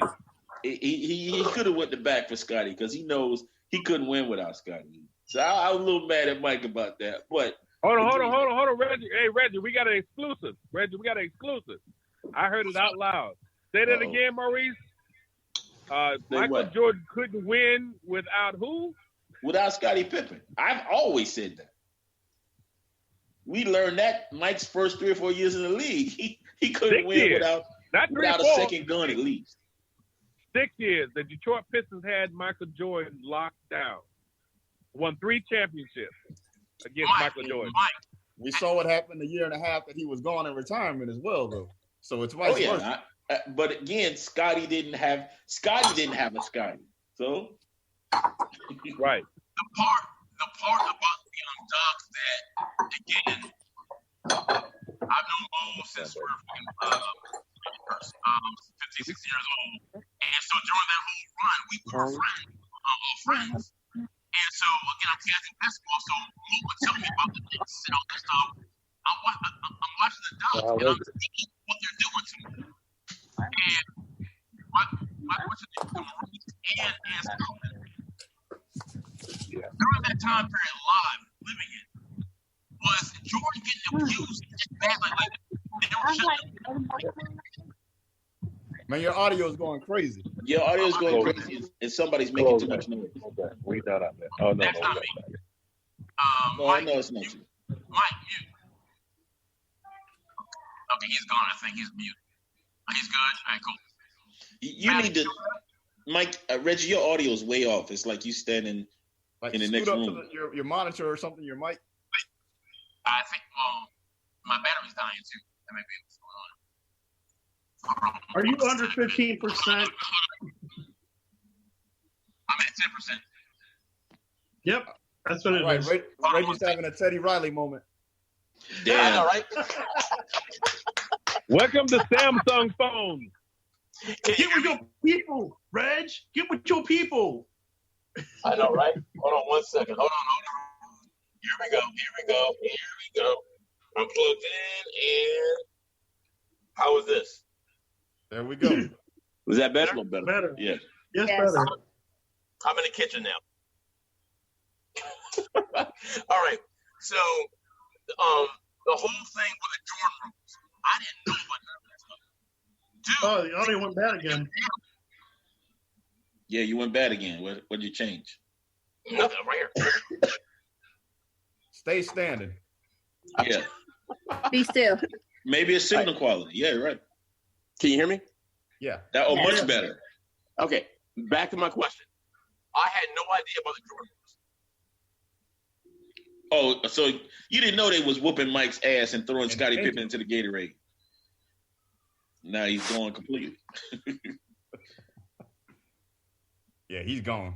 Yeah, he's gone. So if you can hear us, I guess we'll talk about it. That was the whole reason. I heard at one point when they were making Space Jam, somebody talked about they built Mike a gym.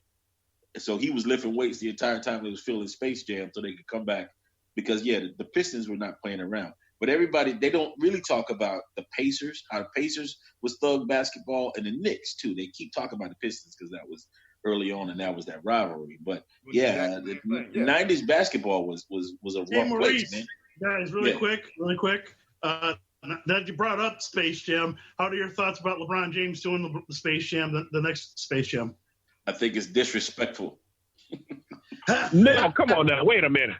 It's a cartoon, man. It is a cartoon. I think it's LeBron saying, you know what? I am the best player in the world right now, or have been for the last couple of years. This is what Mike did when he was the best player. So, I have my own production company. I'm going to do the same thing. I think why is that? And to me, that's not a problem. Because quite frankly, when you look at the numbers and stuff, everybody leaving out Lou Alcindor, everybody forgetting about what he did. Can you hear me? Yeah, we hear you. Yeah. All right. My question was, I didn't know about the Jordan rules. Can y'all break that down for me? So you saw what the Jordan rules were, right? Yeah. You come in the paint, you get your ass whooped, basically. You try to force him to his bad hand. You try to put him in tough shots to make tough decisions. Basically, it's like the best play. We used to talk about how to play defense against Peyton Manning. Keep him on the bench. Same thing with Mike. Stop him from doing anything, get the ball out of his hand or anything else. But if he came in the paint, anybody, it wasn't just Mike, anybody, came down amongst the trees, you was going to run into a limb. So the Detroit Pistons had a rule related to that. Somebody on the Detroit Pistons on the floor had to make you pay if they were in the every time. So Bill Laimbeer didn't have a whole lot of basketball skill. Bill Laimbeer was just to be a bully. So that was kind of the Jordan rules. And we talked about it. We touched on it briefly. The Pacers had the same. It was 90s ball. The Pacers was the same way. The two Davis boys wasn't both Anthony Davis and Dale Davis and Antonio. You talking about New York Knicks? Yeah. The Knicks. Well, the Knicks was Mason and Oakley. Oakley, yeah, those are the Rikers Island basketball team. I used to call them. Right. Rikers Island. Man, they had shivs and everything. Man, they were stabbing you when you come to Rikers Island. But the Jordan rules were simple. If you there's going to be pain for you trying to fly all through the air and score all kind of points and make everybody look bad. It's going They said athleticism. They said this. They said it's 2 points either way. 2 points if I let you lay it up, or 2 points when you take your free throw shot. We let you go ahead and take them free throws and hear that pain first. Right. Now basketball changed because I guess they had to change. It was like defensive football. They changed the rules to make higher scoring games. Because back in those days, the basketball game, the score was 68-68. 70-70. If you scored 70 points. If you got to 100, it was an unusual basketball game. You were playing against a really sorry team. Now, but look at how they let plays get away. Like when you watch the Bad Boys games, like just on the last 2 series of that, all the plays that they got away with where there was no foul called, they just let the game continue. Yeah. If fouls would have been called, those scores could have and would have been much higher. Right. But they just let them play through. Right, but that's what I'm saying. The casual fan does not like defensive sports, period. Right. So not basketball. Nobody likes defensive football. They talk about the Ice Bowl being the greatest football game ever played. And that was a boring-ass game from a fan perspective. It was a boring-ass game in the snow because everybody just played defense. So if I didn't have a problem with 90s basketball, defense to me is part of the game. But they wanted higher scoring games. They wanted more excitement. They wanted more casual fans in the stand, spending that money and dropping their paper. That's why, that's why they changed the rules. Hey, but Mo, like you said, go ahead, King Tom. The documentary pointed out, very much in detail, how Scotty needed Mike to help stand behind him because that physical abuse Detroit was dishing him. That really and until he realized, Mike had my back, he was nothing. Yeah. Oh, no, and Scotty absolutely needed Mike. Don't get me wrong. The two of them needed each other. Mike needed somebody else that he could defer to, and Scotty needs somebody to pick him up and say, "Come on, man, don't let that bother you. You're better than this." Yeah, absolutely. The two of them needed each other. No stretch of the imagination. Am I saying Scotty was never going to be the alpha dog on a team? We know he was a very good. He tried it at Phoenix and it didn't work. He tried it at Phoenix and it didn't work. But then he was having back problems and feet problems and everything else, and it was kind of the end of that. But if you look at his stats, if you look at his stats when Mike retired, Scotty led the team and the league in a lot of statistical categories. Yeah, so he's top 50 player of all time. Yeah, he was a bad boy. We all know that. But Mo King Solomon, like you said, King Solomon. I apologize. But when Reggie asked you about the Jordan rule, I was thinking about the other side of it because I want to ask you about this.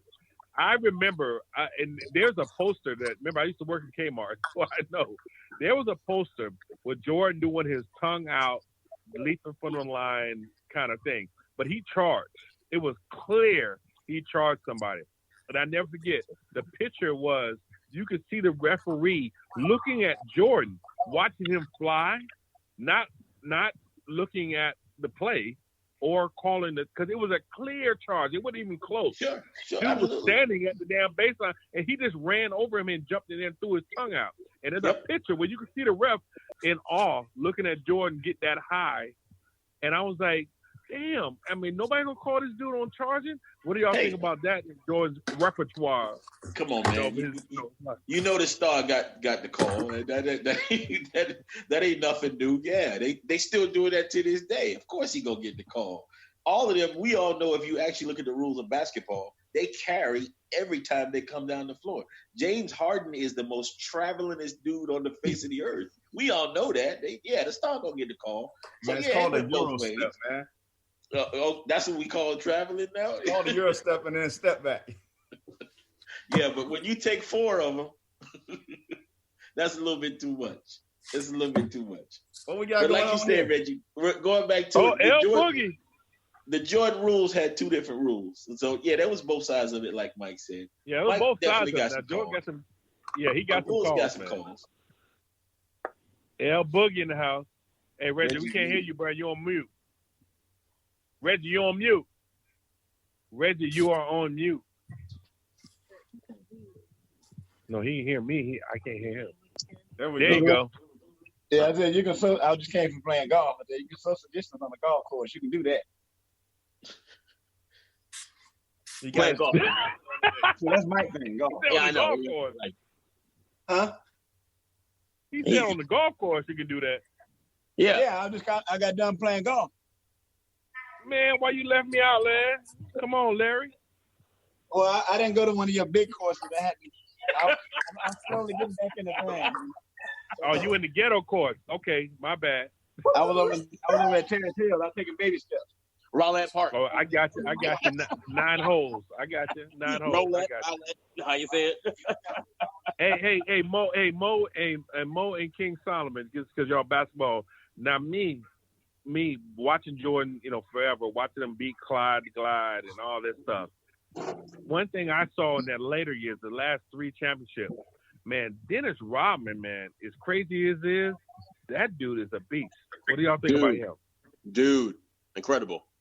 So the statement that Phil Jackson made is, a Mustang isn't a Mustang when you put a muzzle on it. You just had to let Rodman be and just trust he was going to show up every night.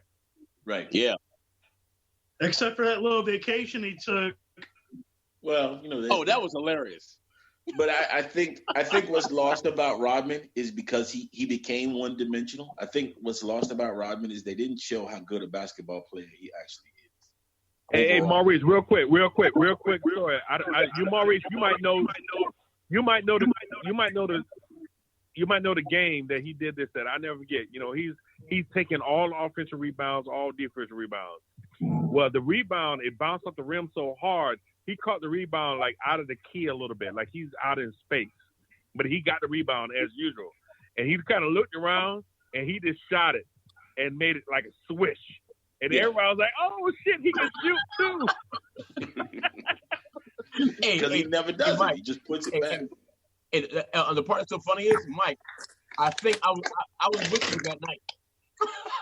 Oh yeah. I was like, wow, he can shoot. That's the one game you saw. Yeah. Don't get me wrong. He wasn't making many of those, but he popped up. But he was actually a decent basketball player. He just decided he wanted to be the rebounder. For the guy to be a Hall of Famer, and nobody really recognizes that, he doesn't score. He doesn't need the ball to impact. Yeah, right. He's going to shut down your best scorer. He's going to get every rebound out there. I mean, everyone. The man's amazing. He's amazing dude. I'm here. Okay. Have you been watching the documentary? Yes, The Last Dance. Yeah. Yeah. Anything new that you didn't know about? I didn't know that Jerry Krause was such a jerk. Yeah. I really didn't know to what level of pettiness he was. Like, he always kind of rubbed me the wrong way, but I was young, like during that time, just watching the game. You don't really understand the dynamic of coaching and management and all that kind of stuff, the hierarchy of it. Just but a business, looking back at it now, like every other business. right? But looking back at it now, he was a rotten apple. Like in the whole organization, he was bad business. So that's something that I learned from it that I didn't know. And it's just because I think a different perspective at this point in life that you can look at it and look at it differently as a, like on the corporate adult. level. Yeah. As an adult and look at it and see how that impacted so many things. Just like you were talking about earlier, the contract numbers and things like that, just what an impact he had and a negative impact on the team. The one thing that bugged me out was when he told Phil, you could go undefeated. You ain't coming back. Yeah. That's when I'm like, come on, dude, really? That was cold-blooded right there. That was stupid. That was the stupidest. You be perfect. You ain't that is coming one back. of the stupidest sentences I've ever heard before in my entire life. That was You go stupid. undefeated, you ain't coming back. And Mike already told you, I'm not gonna play for nobody else. Now, now there could be some other things that we don't know about because we know when Phil got to LA, when Phil went to New York, Phil basically owned the team himself. He wanted all of the power, and as Krause wasn't gonna have a job shortly if Phil stayed in town. We saw it moving in that direction, but why you tearing down a team that's working was just confusing me. So here's a question for you. Going back to what Melissa said about how, Krause was the bad apple that spoiled everything. Imagine after hearing Mike say, I'm not going to play for another coach, if they kept Phil and that team stayed together, knowing how the NBA shaped up and what formed afterwards, how many more championships you think they could have pulled off? I think they would have ended total. I think they probably would One more? around 8 or 9. No, I think they had a couple more years. You think so? Yeah, because then you got the new class coming in. Because you're talking about beating Stockton. So you had who were contenders at that point? So think about this. That year after the sixth championship, the next year was San Antonio with Duncan and Robinson together. True. Okay, coming up after that, you get the Kobe and Shaq three-peat. So I think that's what I'm saying. I think they maybe would have got a couple more. Because you're right, Duncan and Robinson was a beast. But I'm sorry. I would love to have seen that team stick together for 2 more years and see a finals with Scotty and Mike against Kobe and Shaq. It depends on who they surrounded themselves with too. If you'd have kept Rodman, Pippen, and Jordan, you needed a big to and can't nobody deal with Shaq. Hey, but don't get me wrong. The reason that they had 6 centers. Here's the deciding factor. Huh? Phil would still be with Chicago. He wouldn't be in LA. Correct. Right. So maybe the Shaq whole wouldn't league have went would to have LA in ended the up first being place. the whole NBA history from there till now would have played out differently had they stayed together for a few more years. Because every great player would have wanted to be there to play with them. It would have changed the entire dynamic of the league for at least another 2 to 3 years. And like you were saying, somebody said earlier, what if Scotty was getting paid what he was worth? How much different his mentality would have been. So what Melissa is saying is it's the Brady effect before Tom Brady. Okay. Fair enough. Yeah. And I think also if Shaq had stayed in Orlando, Grant Hill, because there's a lot of ifs. If Grant Hill had joined Shaq in Orlando and he stayed healthy, that's a different conversation. Grant Hill, what about Tracy McGrady? What about Tracy McGrady? Or Penny Hardaway, if he'd stayed healthy. He was not a slouch either. So you still had a lot of. What about Little Penny? Well, Little Penny didn't play a whole lot of minutes, so we won't talk about him.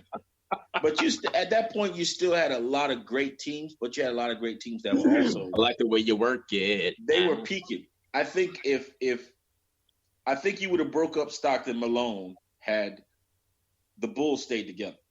Okay. Because they weren't getting over the hump, they would have had to rebuild. I think a lot of these teams that they were problems would have had to rebuild. And it would have changed the shape of the NBA a lot. Too much. Next question. How do you feel about the Pistons walk-off? I think it was bad sportsmanship. And I think Isaiah is full of it when he tried to come back and say years later now that he wants to be mature about it and try to cover it up like, oh, that was commonplace. That's just what we did. No, it's bad sportsmanship. That was bullshit. It's bad sportsmanship. No.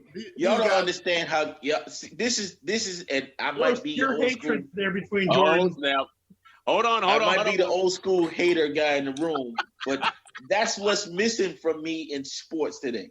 That's what's missing. Remember the Pittsburgh Steelers used to bite your ass when they tackled you? Remember everybody now want to get along and hug and hold hand. No, fuck you. You lost. I lost. I don't like you. I don't like your ass. I'll see you next year. But it's okay to not like each other and be upset about a loss. But that's what determines your character as an athlete and as a man at the end of the day is how you handle defeat. But Melissa, with that being said, I don't mean to be disrespectful, but that's bullshit. I think they knew that that's how they would be labeled. I mean, they were quote unquote the bad boys. They were bad guys, yeah. So I mean, they really didn't care at that point in time. You know, Isaiah 20 years later now is saying, you know, I would do it differently. No, hell he wouldn't. That's no, he wouldn't. No, he wouldn't. He would. He's kinder, softer. You know, he had went through. You can see it in his face. You can see it in his face. Every time they talk about Michael Jordan, he'd be like, this motherfucker again. You can tell he still hates Michael Jordan. And you can tell Mike still hates him. They make no bones about it. But to me, that's what's missing in sports. Now everybody get a participation medal. Nobody's trying to win. When Mike said, every time I stepped on the court, I was trying to win and it drove me crazy when I couldn't. That's what sports is about. That's what competition was about. No, I'm not going to shake your hand when we get off the court. The Knicks used to be mad at Jordan because Charles Oakley was his best friend. So they come to town. He said, yeah, Mike could come to town, go to dinner with you, buy you steaks and cigars, and then drop 55 on your ass and go home. and that's what killed Isaiah, man. I mean, he thought he was a basketball god, and coming out of Chicago, you think he'd be worshipped in his own hometown? And to know somebody else is worshipped in your own hometown when you think you're a basketball god? You got to drive past that Star shoe every day. Exactly. Now, again, and I keep saying this on purpose so folks know when I'm talking about this. I'm a casual basketball fan. Watching the documentary, I knew my glasses are getting fogged up. I don't know why. Watching the documentary, I knew that Jordan, toward the end of his career, started doing more fadeaways. I knew this. But now, I don't know why, maybe this part of my life or whatever, a fadeaway ain't easy. And I'm like, damn, dude, that's not easy. Like he's going up, come back, fadeaway, and hitting every shot. I'm like, this is incredible. I'm like, so dangerous. Yeah, dude. And even now, maybe I'm wrong. Even when he went to Washington, he was still playing good. Listen, one thing quarantine has taught me is that you can find anything you want to find on YouTube. Yep. So I went back in Jordan's last year in Washington. Me being a Kobe Bryant fan, I went back to the game that Kobe dropped 55 on it. Yeah. To start that game, Michael scored like 19 points in the first quarter, and I swear not one shot touched the rim. Not one shot touched the rim. He was on fire at that age. Washington years, this is the end of Mike. Like Mike is gone. Like it's like old Mike. Exactly. Yeah, and old Mike can tell you in a heartbeat. Just because I don't dunk anymore doesn't mean I can't. All right, damn. But dude, I love this documentary, bro. I'm like, I'm bugging out. I'm watching it, and the whole time I watch it, I'm thinking about you and Solomon the entire time. So here's a story that I read. I forgot where it was. It was somewhere online. But to go back to what Maurice said about how competitive Jordan is, that every time he stepped on the court, he wanted to win. Now, all this footage was shot 97, 98. The NBA had a contract with Michael. This footage would never be released until he gave the okay. The story behind this is he gave the okay the night Cleveland beat Golden State in Golden State. And that's when everybody said, okay, LeBron might be classified as the greatest. That night, people said, hey, let's get this thing going to remind the world about who I am. Right. Do you think that, and it came up this week, that Rodman could have guarded LeBron? I think as physical as Rodman was, he would have bothered the hell out of LeBron. Well, it depends on the rules. Under today's rules, Rodman gonna foul out.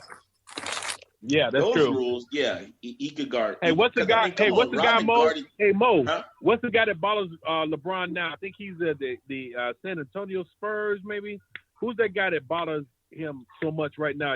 He's was whispering in his ear. He's talking about Lance Stevenson.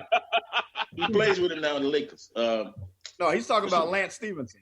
Lance Stevenson. Yeah. Lance Stevenson kind of gave him a hard time. I mean, so we know. But it depends on the rules you play. Defender Dennis is. Okay. Better question. How would LeBron react to the Knicks from that era?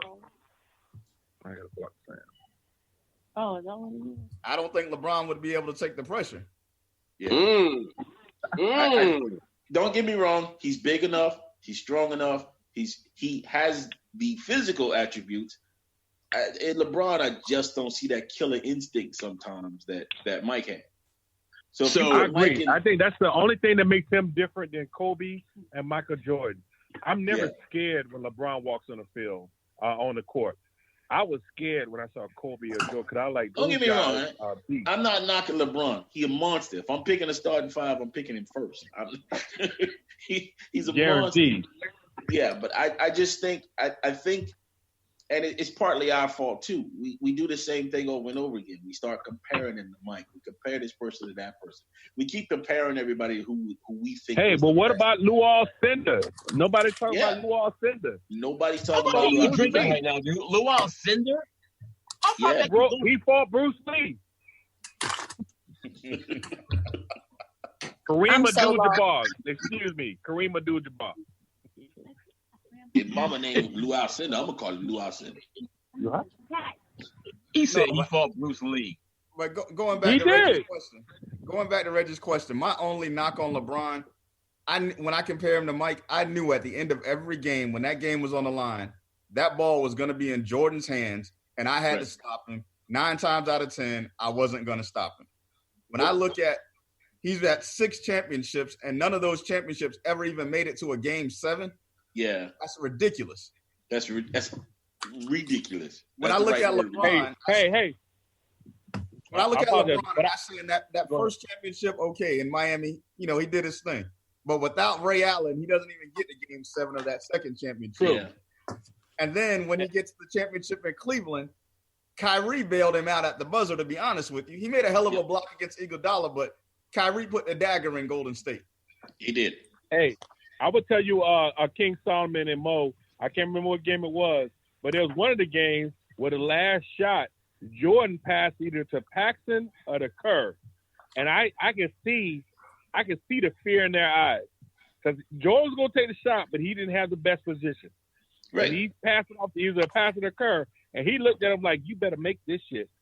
And they made it. And I think that's the difference between LeBron and Michael Jordan. Because them dudes was, I can't remember which one it was, but they were scared to death. You can see it on the court. They were scared to death. When he handed the ball off to them, and it was the last seconds of the last, 4. Too wide open. Yeah. And the other thing I think that the video really highlights, the series really highlights, is that everybody always said that Mike made everybody around him better. Okay, you was either going to get better or you was going to get off the court, or you were going to play to the level that he wanted you to play, or you were going to get off the court. Mike demanded that you needed to be just as mad, just as upset, just as passionate about winning as he did, or he didn't want you on the court. And what Maurice just said right there, how Mike demanded that excellence of his teammates. We got a quarterback here in Tampa, I think, is going to do the same thing, and that's going to be the difference in the locker room. You're not going to be very excited about the locker room in practice mediocrity around him. Wait. Solomon, hold on. Battle, you said what? I'm very excited about the changes in the locker room in Tampa Bay. I am so glad Brady is out of the AFC. So It's all glad. about You you. would say that. I'm so You would glad say to that. welcome him. It's to all our about you. hometown. But this is what Hey, she look. forgot. She got rid of Brady, but now she has Mahomes. Oops. Ooh. Mahomes, baby. My That's homeboy. okay. Well, My homeboy. but one is still better than two. Don't I forget mean, about Baker. Who? But I think What, like you went to the everybody, bakery? we're just Hey, Reggie, all Reggie, just a question for hoping you, Reggie. for a season. What up, yo? Hey, Reggie, a question for you. If Tom Brady, for the grace of God, wins a Super Bowl with the Tampa Bay Buccaneers, how many other quarterbacks have won a Super Bowl in both divisions? Ooh. Both good conferences. question. I don't know that. Both Yeah. conferences. NFC and AFC. I don't know. That's a good question, Mike. It I don't may think be the first anybody- one. I have no idea, bro. That I would can only definitely think- be a good topic can't to think of cover it. on Yeah, another he would be show. the GOAT. He would be the GOAT then. He done won on both sides. He would be the But GOAT. again, and Solomon, you my boy, love you to death, and you have not. Hey, I'm saying right now, this is live on Facebook. Solomon has not been wrong yet. I mean, he's called everything. But Solomon, I'm a hardcore Buck fan. My fear that this year is the year where old man age says, "Yo, Tom Brady, you in Tampa now. You old now. Boom, you old." That's my only fear. That's it. Please. Hey, Reggie, Tom Brady ain't going to throw 30 interceptions, man. He'll Yeah, stop facts, throwing. facts. So here's my thing, Reg. I think that this is an ego battle between Brady and Belichick. Who can do better without the other? And I think Brady is tired of everybody giving Belichick all the credit that, he's a system quarterback and what have you. I think Brady is about to have one of his best years ever. I hope so. What you say? I hope so. I do. No, I I mean, genuinely Steelers ain't do. going to be in it. Okay. I genuinely do. I think the changes that they have made up is going to make a huge difference overall in Bucks football. Period. It's going to be a game changer. Hey, Battle, I have a question. Do you have a green screen? No. You see what? You can see my picture back there. Yeah, you could do it too. You can add in your Is that a settings a poster? backdrop. See, everybody can have one. All you do is go in your settings and choose a backdrop. Hey, I ain't Reg, skilled like that. hey, Mike, I found the answer What up, to your dog? question. Wait. What's the answer? No quarterback has ever won from both divisions. The Has there only been- quarterback to play, huh? Has there ever been anyone that's played on a Super Bowl for each conference? Only one? No. The only person to actually ever win a Super Bowl with two different teams is Peyton Manning. There we go. See? No I other can quarterback think of has ever won. he's been to Super Bowls with two different teams. He might not have won, but he's been there with two different teams. Yeah, Seems like there would have to be more but you're than talking one about person. bench warmers at that point. No, Kurt I'm Warner talking about started- starters. He started for two teams in the Super Bowl. Who? Kurt Warner. Yeah, I was about to say Kurt Warner started for two Super right, but he didn't win. I'm about to do some research to see if I can find that one for you, Maurice. Yeah, I know. I just Yeah. Googled it. I was just reading. But the only person to win with two different teams is Manning. Peyton. The only one to start, you're right, is Kurt Warner, and it was All right. I forgot the other quarterback's name. Somebody we don't Hey, know. Reggie, man, I'm out, man. I'm going here. I got company here, man. Whoa, no. Stop touching your face, Doug. You my boy since 17 years old. You out. All of a sudden you out? Why you I'm out? out, man. It's 2 hours.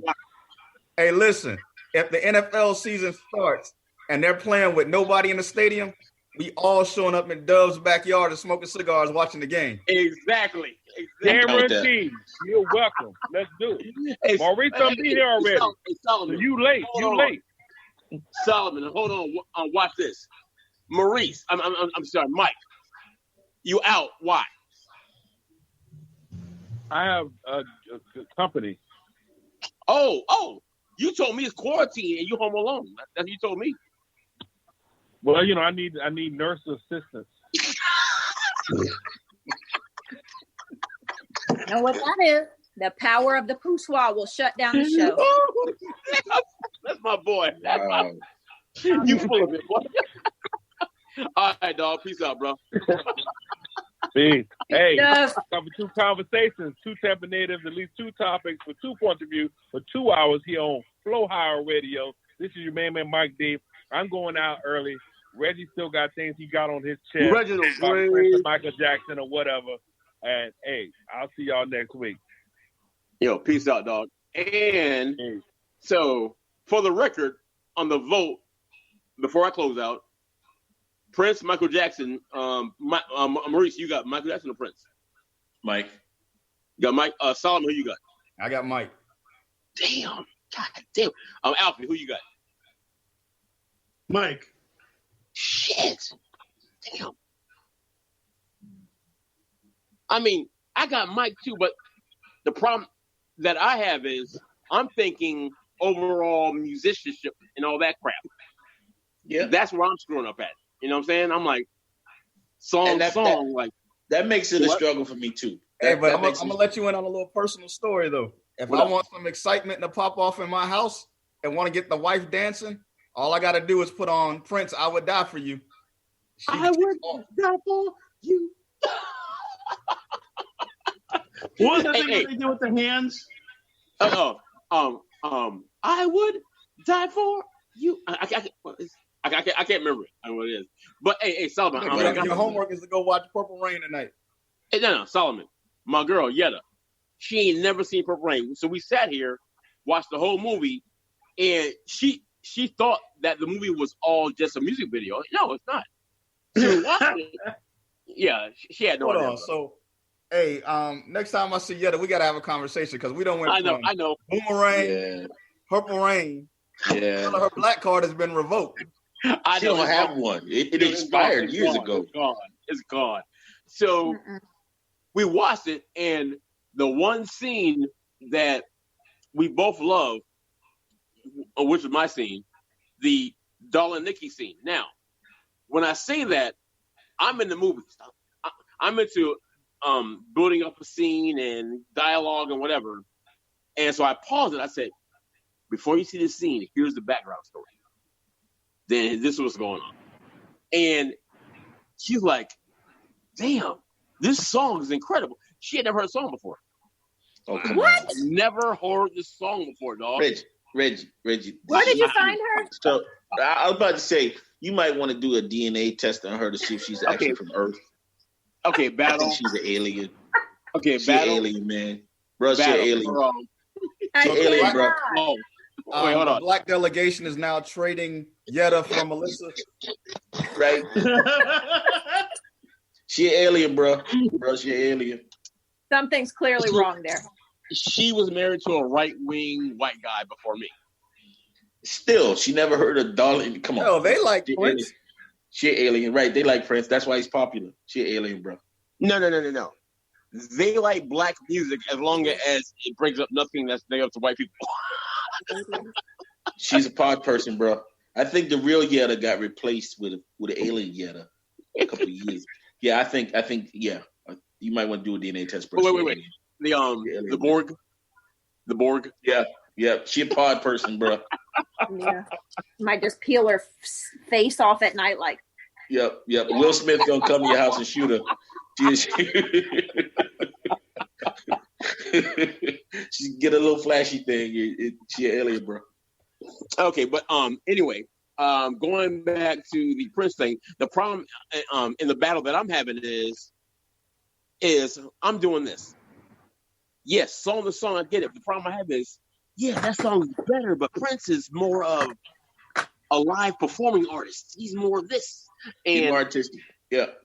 but I gotta stop myself. It's about songs, not stage. And Well, that's but what I'm screwed up at. See, I can't even go with you there because stage Mike gonna put on a better show than Prince.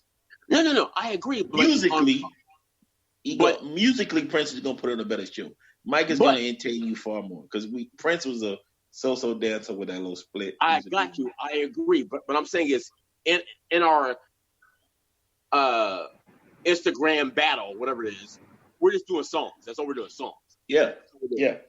And so stage show videos don't matter. Like, good example. Someone did a on YouTube mention a battle of Prince and Michael Jackson and mentioned Jam, here comes the Jam from Michael Jackson. And dude made a good point. He goes, hold up, bro. Jam ain't gonna be Prince. And he goes, what you mean? He goes, dude, Jam is all video. It's all video. Nobody plays Jam in their car going home. But hold on. I did. I liked it. I got a question. Played Jam in his battle against Babyface. Right. Who did? Teddy Riley played Jam against Babyface. Well, he had to because that's part of his artillery. He had to. But Prince versus Michael Jackson, folks don't play Jam on the way home. You're right. So whose music out of those two do you think has been sampled more? Prince. Ooh, actually, I think Prince. I think Prince sampled more than freaking damn. Prince. So that would be something that would come into competition, is because it would be the recognition of it, like instrumentally, like as soon as the music comes on, how quickly you recognize the song. And if the songs have been sampled by other artists and other songs from other age groups and genres, that may put them over the top because of the sampling into other music that people would recognize from different times of music. Honestly, I think that hurts you because there's certain music that us sample heads just won't mess with. But see, I think Melissa has a valid point with the sampling, because when I think of like two huge songs that have used Michael Jackson samples, when I go SWV sampling Human Nature, and then when I go with Kanye sampling In the Good Life, sampling PYT, I mean, that kind of, you like, damn, Mike had those back in the day? Damn. Right, like the whole thing with that Little Nas X song, whatever it was, that really super annoying Old Town Road, right? That song, the reason behind it that it was so successful is because the whole beat is a sample of another song that had been sampled in like 10 other songs previously. So as soon as we heard the beat, scientifically our brain was like, oh, I know this. And that's why that song went and became what it did. Hey, well, look, gotta go. We got 1 minute left. Serge hit me up, said, look, peace out. Solomon, dude, brother, thank you. Great show. Hey, Maurice, no problem, man. Mo Money, a.k.a. DJ, whatever the freak your name is, I can't make up. Battle. It's on the screen. It's on the screen. It's on the screen. Right there. Love you. You're my girl. Shout out. And whatever, great show. And Alfie, you've been in the cup the whole time, but whatever is good. And Mike Dove left us all. For the record, my best friend left us for a female. And Serge did too. I don't think he wanted me to bring up that I still owe him that bitch slap, but I ain't forgot about it. That's right. Mike Dove do that. left us for a female. Hey, Melissa, you got to give Serge credit. I mean, you got to lay off him a little bit. He predicted this Tampa Bay Browns Super Bowl coming up. He must be on smoking something good over there. Y'all just let me be great. All right, dude. So we out. Mo, bam. Mo, me and you go on IG Live tomorrow. I hope. Try it out. See if it works. Yeah, all right, Alfie, peace out. Solomon, brother. Thank you, brother. Appreciate you. All right. Good chat, Solomon. Stay safe. You good? Everybody stay safe. All right, peace out. Ooh.